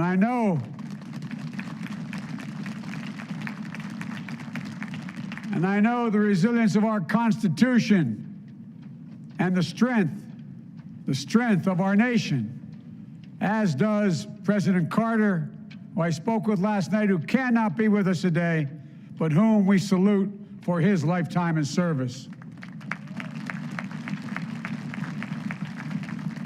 I've just taken the sacred oath each of those patriots have taken, the oath first sworn by George Washington. But the American story depends not on any one of us, not on some of us, but on all of us, on we the people who seek a more perfect union. This is a great nation. We are good people. And over the centuries, through storm and strife, in peace and in war, we've come so far, but we still have far to go. We'll press forward with speed and urgency, for we have much to do in this winter of peril and significant possibilities. Much to repair, much to restore, much to heal, much to build, and much to gain. Few people in our nation's history have been more challenged or found a time more challenging or difficult than the time we're in now. Once-in-a-century virus that silently stalks the country has taken as many lives in 1 year as America lost in all of World War II. Millions of jobs have been lost. Hundreds of thousands of businesses closed. A cry for racial justice, some 400 years in the making, moves us. The dream of justice for all will be deferred no longer. A cry for survival comes from the planet itself, a cry that can't be any more desperate or any more clear. And now, a rise of political extremism, white supremacy, domestic terrorism, that we must confront and we will defeat. To overcome these challenges, to restore the soul and secure the future of America, requires so much more than words. It requires the most elusive of all things in a democracy: unity. Unity. In another January, on New Year's Day in 1863, Abraham Lincoln signed the Emancipation Proclamation. When he put pen to paper, the president said, and I quote, "If my name ever goes down into history It'll be for this act, and my whole soul is in it. My whole soul is in it. Today, on this January day, my whole soul is in this, bringing America together, uniting our people, uniting our nation. And I ask every American to join me in this cause.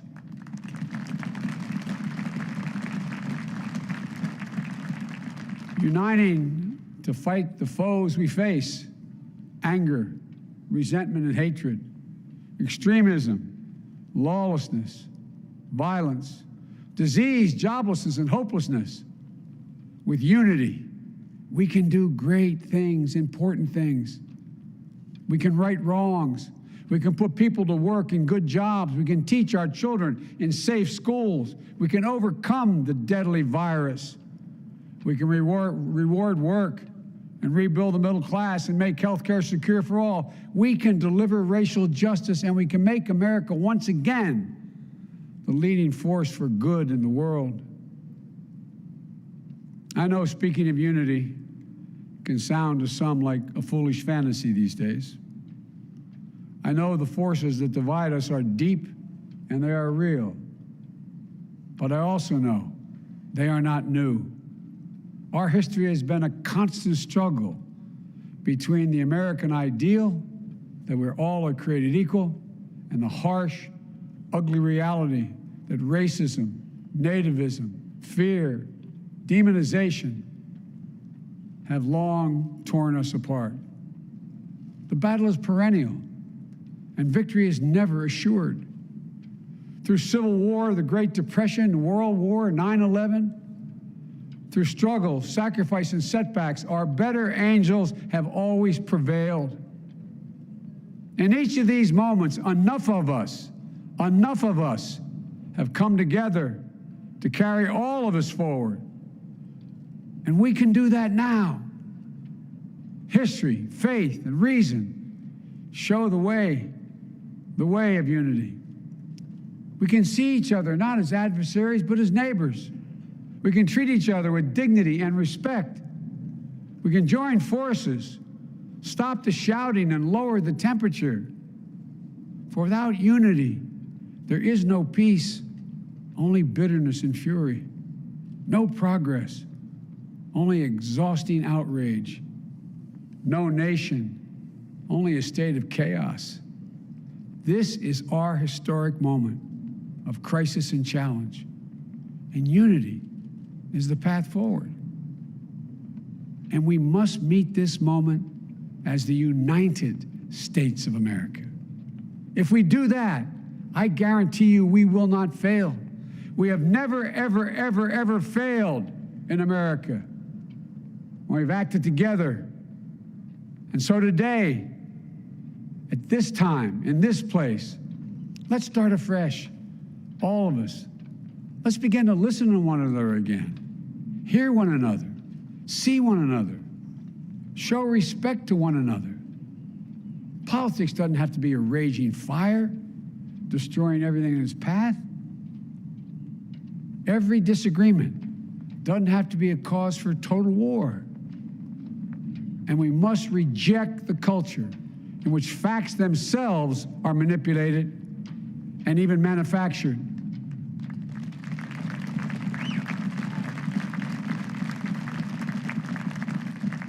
My fellow Americans, we have to be different than this.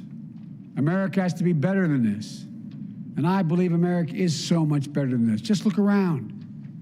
Here we stand in the shadow of the Capitol Dome, as was mentioned earlier, completed amid the Civil War, when the Union itself was literally hanging in the balance. Yet we endured. We prevailed. Here we stand, looking out on the great mall where Dr. King spoke of his dream. Here we stand where 108 years ago, at another inaugural, thousands of protesters tried to block brave women marching for the right to vote. And today, we mark the swearing in of the first woman in American history elected to national office, Vice President Kamala Harris. Don't tell me things can't change. Here we stand across the Potomac from Arlington Cemetery, where heroes who gave the last full measure of devotion rest in eternal peace. And here we stand, just days after a riotous mob thought they could use violence to silence the will of the people, to stop the work of our democracy, to drive us from this sacred ground. It did not happen. It will never happen. Not today, not tomorrow, not ever, not ever.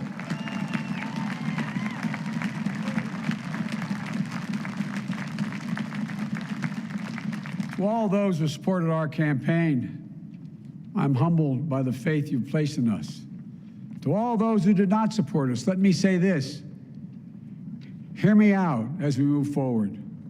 Take a measure of me and my heart. And if you still disagree, so be it. That's democracy. That's America. The right to dissent peaceably within the guardrails of our republic is perhaps this nation's greatest strength. Yet hear me clearly. Disagreement must not lead to disunion. And I pledge this to you. I will be a president for all Americans, all Americans.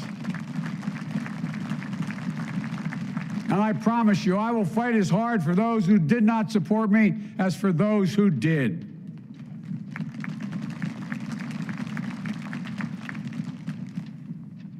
Many centuries ago, St. Augustine, a saint of my church, wrote that a people was a multitude defined by the common objects of their love.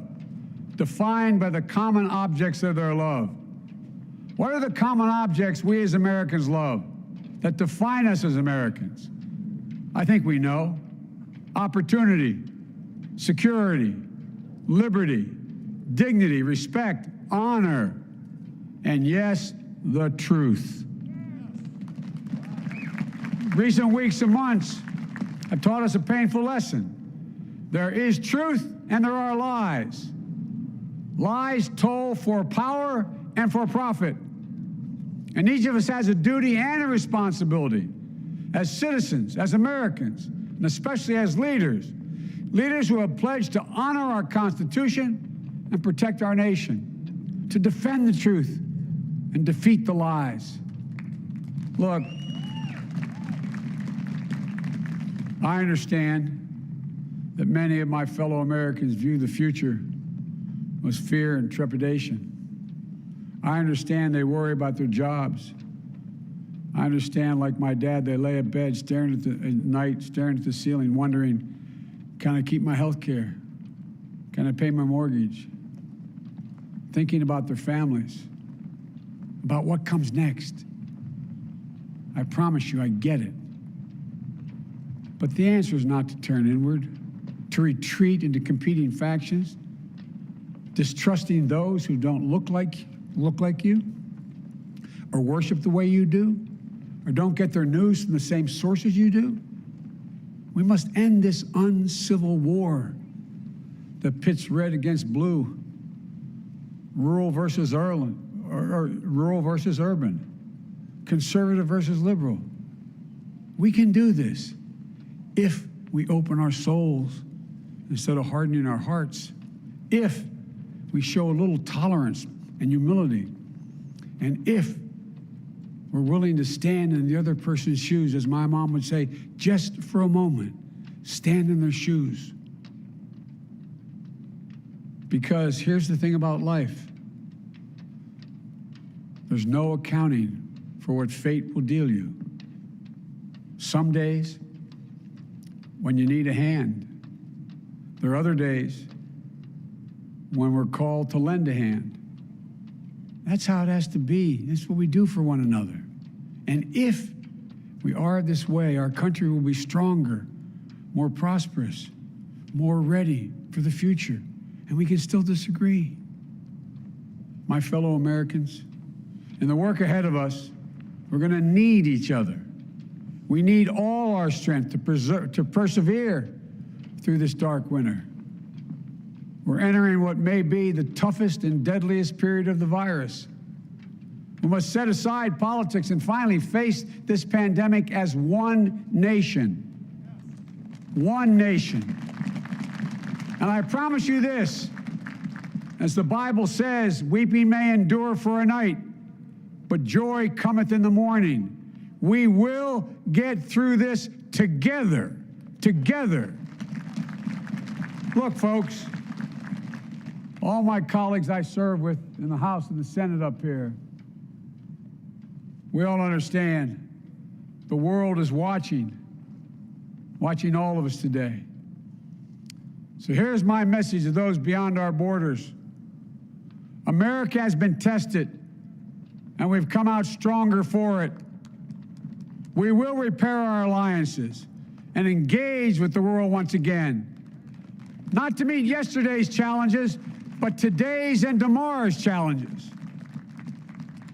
And we'll lead not merely by the example of our power, but by the power of our example.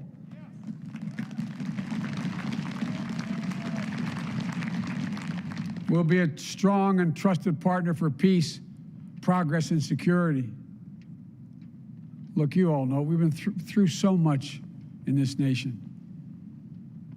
And my first act as president, I'd like to ask you to join me in a moment of silent prayer.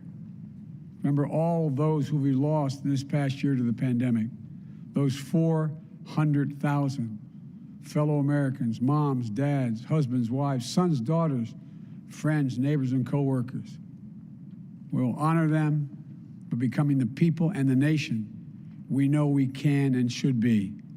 So I ask you, let's say a silent prayer for those who've lost their lives and those left behind, and for our country.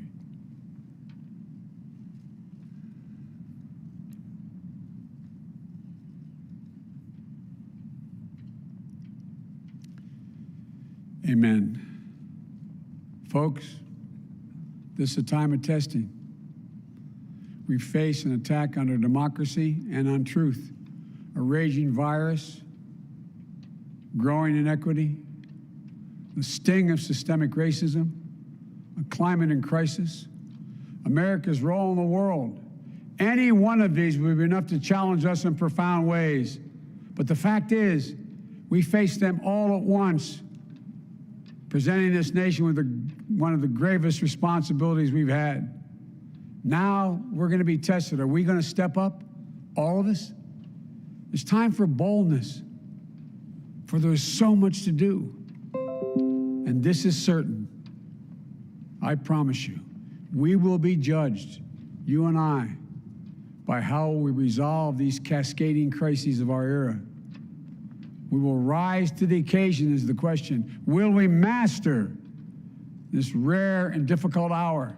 Will we meet our obligations and pass along a new and better world to our children? I believe we must. I'm sure you do as well. I believe we will. And when we do, we'll write the next great chapter in the history of the United States of America, the American story. A story that might sound something like a song that means a lot to me. It's called American Anthem. There's one verse that stands out, at least for me, and it goes like this. The work and prayers of century have brought us to this day. What shall be our legacy? What will our children say? Let me know in my heart when my days are through. America, America, I gave my best to you. Let's us add our own work and prayers to the unfolding story of our great nation. If we do this, then when our days are through, our children and our children's children will say of us, they gave their best, they did their duty, they healed a broken land. My fellow Americans, I close the day where I began, with the sacred oath. Before God and all of you, I give you my word. I will always level with you. I will defend the Constitution. I'll defend our democracy. I'll defend America. And I'll give all of you, keep everything I do in your service, thinking not of power, but of possibilities, not of personal interest, but the public good. And together we shall write an American story of hope, not fear, of unity, not division, of light, not darkness, a story of decency and dignity, love and healing, greatness and goodness. May this be the story that guides us, the story that inspires us, and the story that tells ages yet to come that we answered the call of history. We met the moment. Democracy and hope, truth and justice did not die on our watch, but thrived.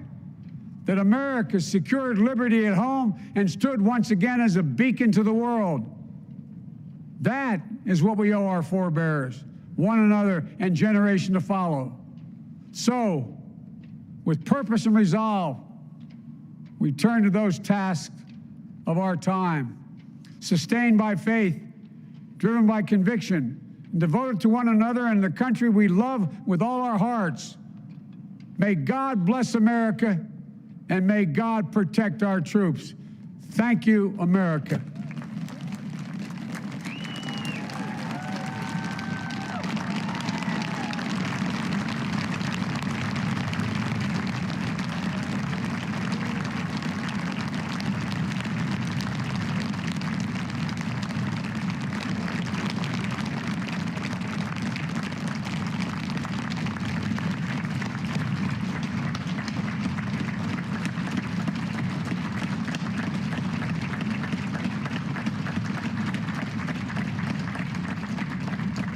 Ladies and gentlemen, please be seated.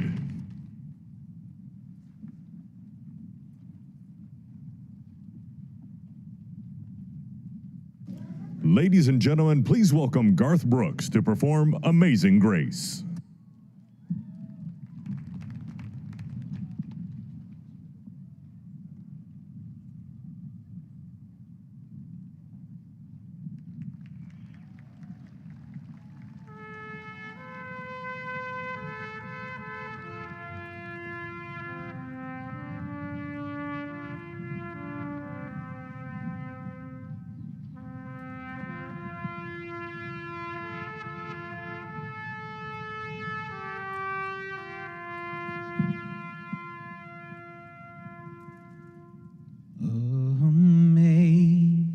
Amazing grace, how sweet the sound that saved a wretch like me.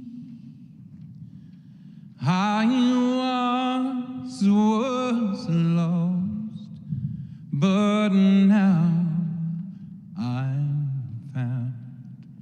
Was blind, but now I see.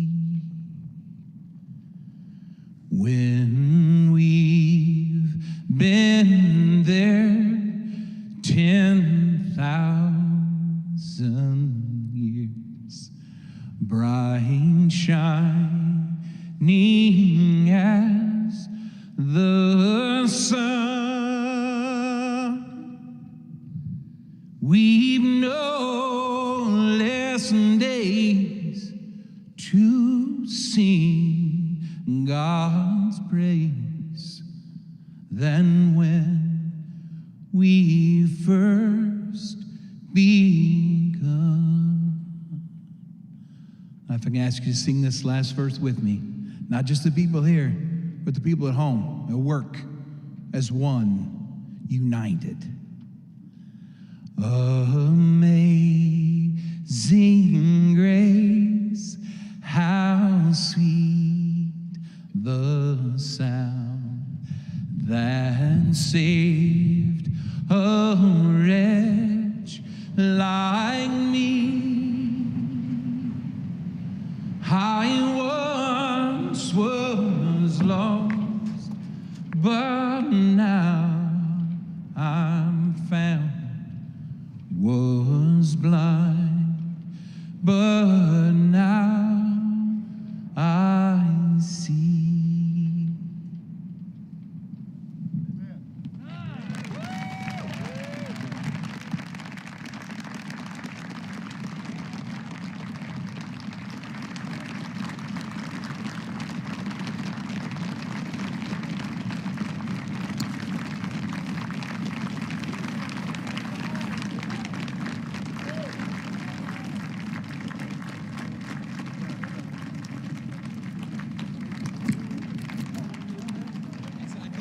Hard not to be reminded of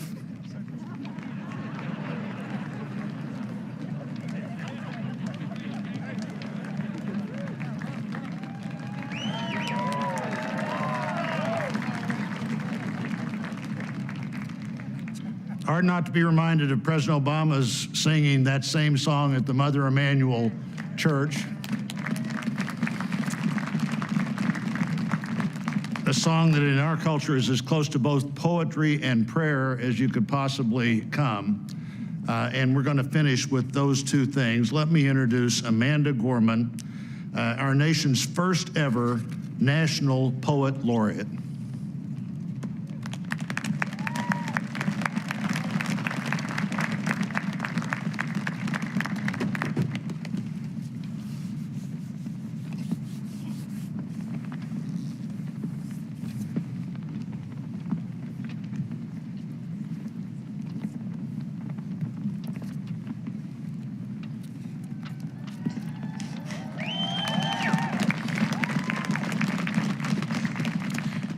Mr. President, Dr. Biden, Madam Vice President, Mr. Emhoff, Americans, and the world.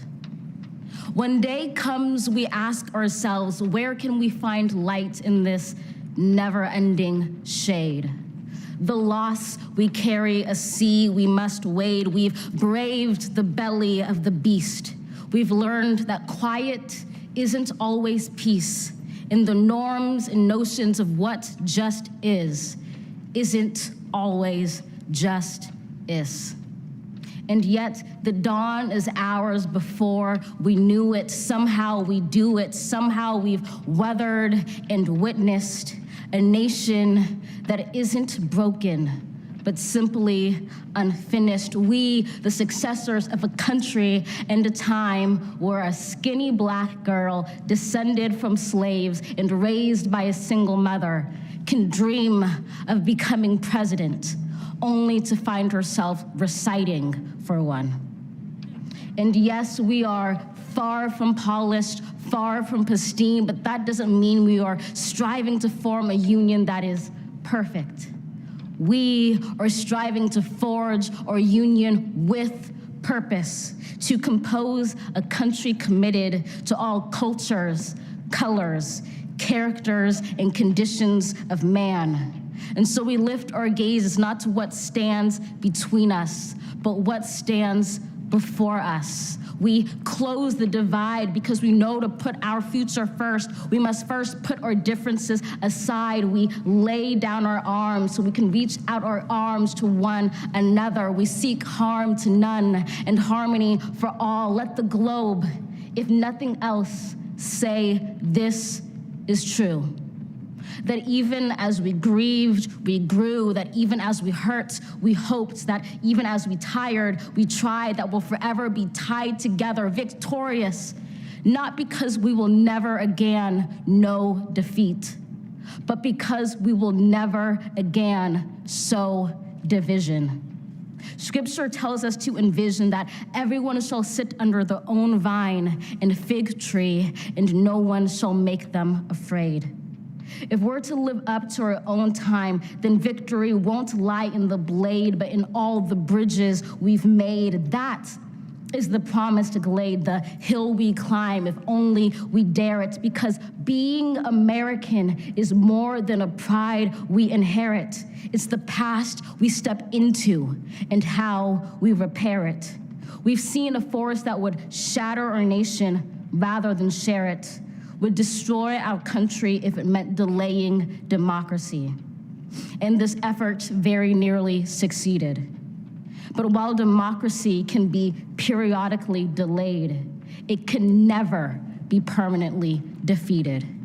In this truth, in this faith we trust, for while we have our eyes on the future, history has its eyes on us. This is the era of just redemption. We feared it at its inception. We did not feel prepared to be the heirs of such a terrifying hour, but within it we found the power to author a new chapter, to offer hope and laughter to ourselves. So, while once we asked, How could we possibly prevail over catastrophe? Now we assert. How could catastrophe possibly prevail over us? We will not march back to what was, but move to what shall be, a country that is bruised but whole, benevolent but bold, fierce and free.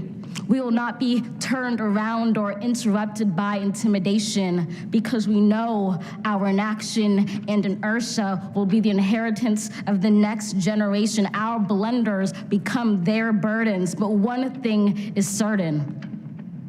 If we merge mercy with might and might with right, then love becomes our legacy and change our children's birthright. So let us leave behind a country better than the one we were left. With every breath from my bronze-pounded chest, we will raise this wounded world into a wondrous one. We will rise from the gold-limbed hills of the West. We will rise from the windswept Northeast, where our forefathers first realized revolution. We will rise from the lake-rimmed cities of the Midwestern states. We will rise from the sun-baked South. We will rebuild, reconcile, and recover in every known nook of our nation, in every corner called our country. Our people, diverse and beautiful, will emerge battered and beautiful. When day comes, we step out of the shade of flame and unafraid. The new dawn blooms as we free it. For there is always light, if only we're brave enough to see it, if only we're brave enough to be it.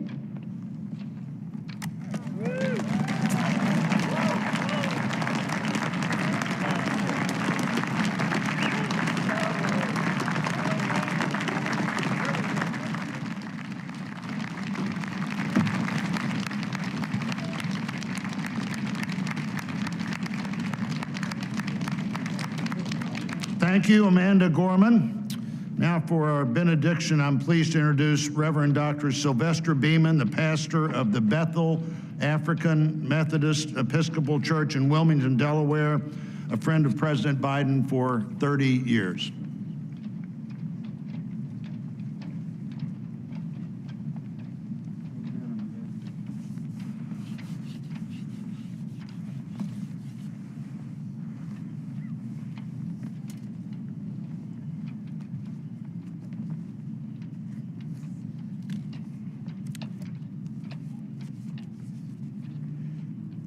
As a nation and people of faith gathered in this historical moment, let us unite in prayer. God, we gather under the beauty of your holiness and the holiness of your beauty. We seek your face, your smile, your warm embrace. We petition you once more in this celebration. We pray for divine favor upon our President, Joseph R. Biden, and our First Lady, Dr. Jill Biden, and their family.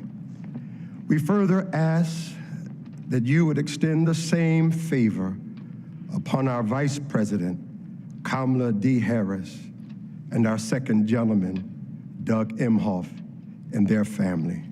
More than ever,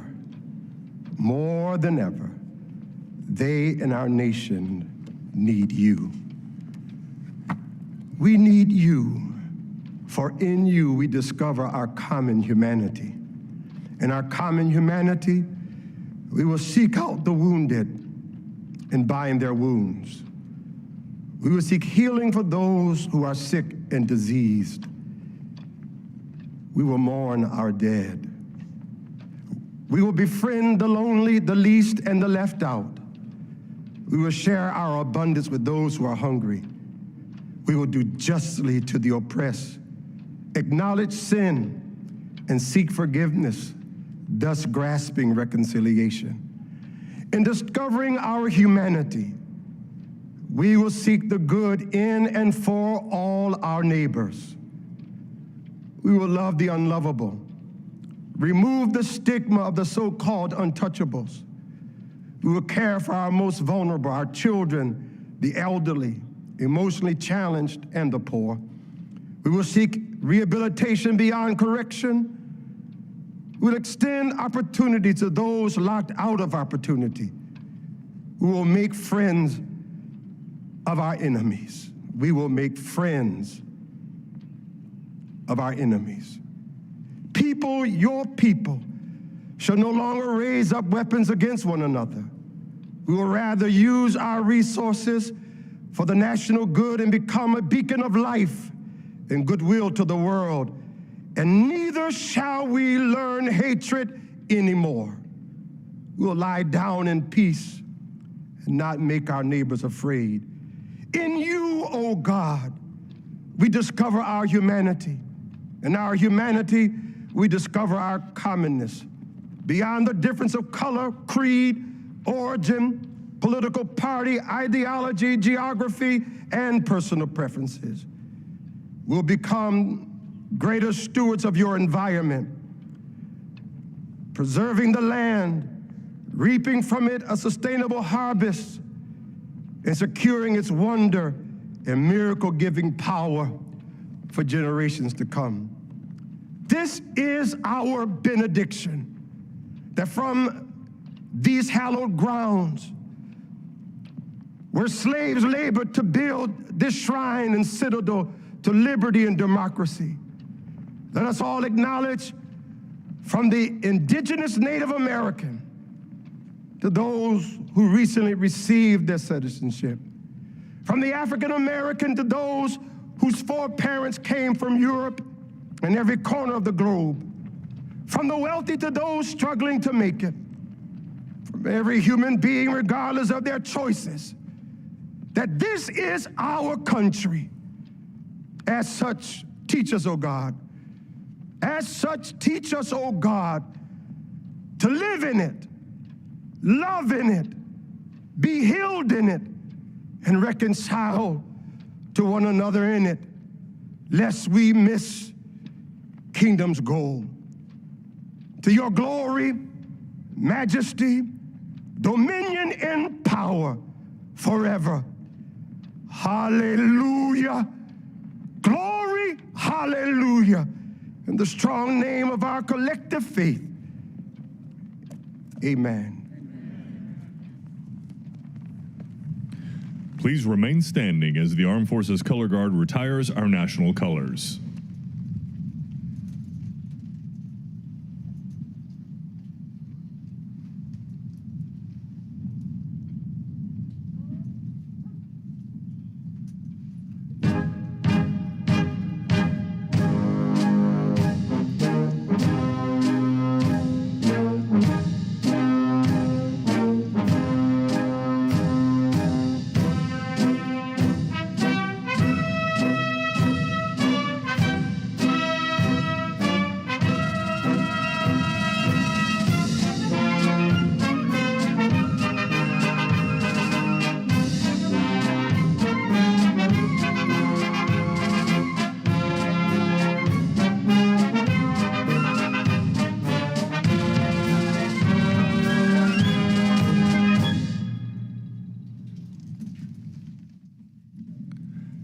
Ladies and gentlemen, please be seated and remain in your seats while the President and official party depart the platform. For safety reasons, your ushers will release your section in an organized manner, following the playing of our national march, The Stars and Stripes Forever.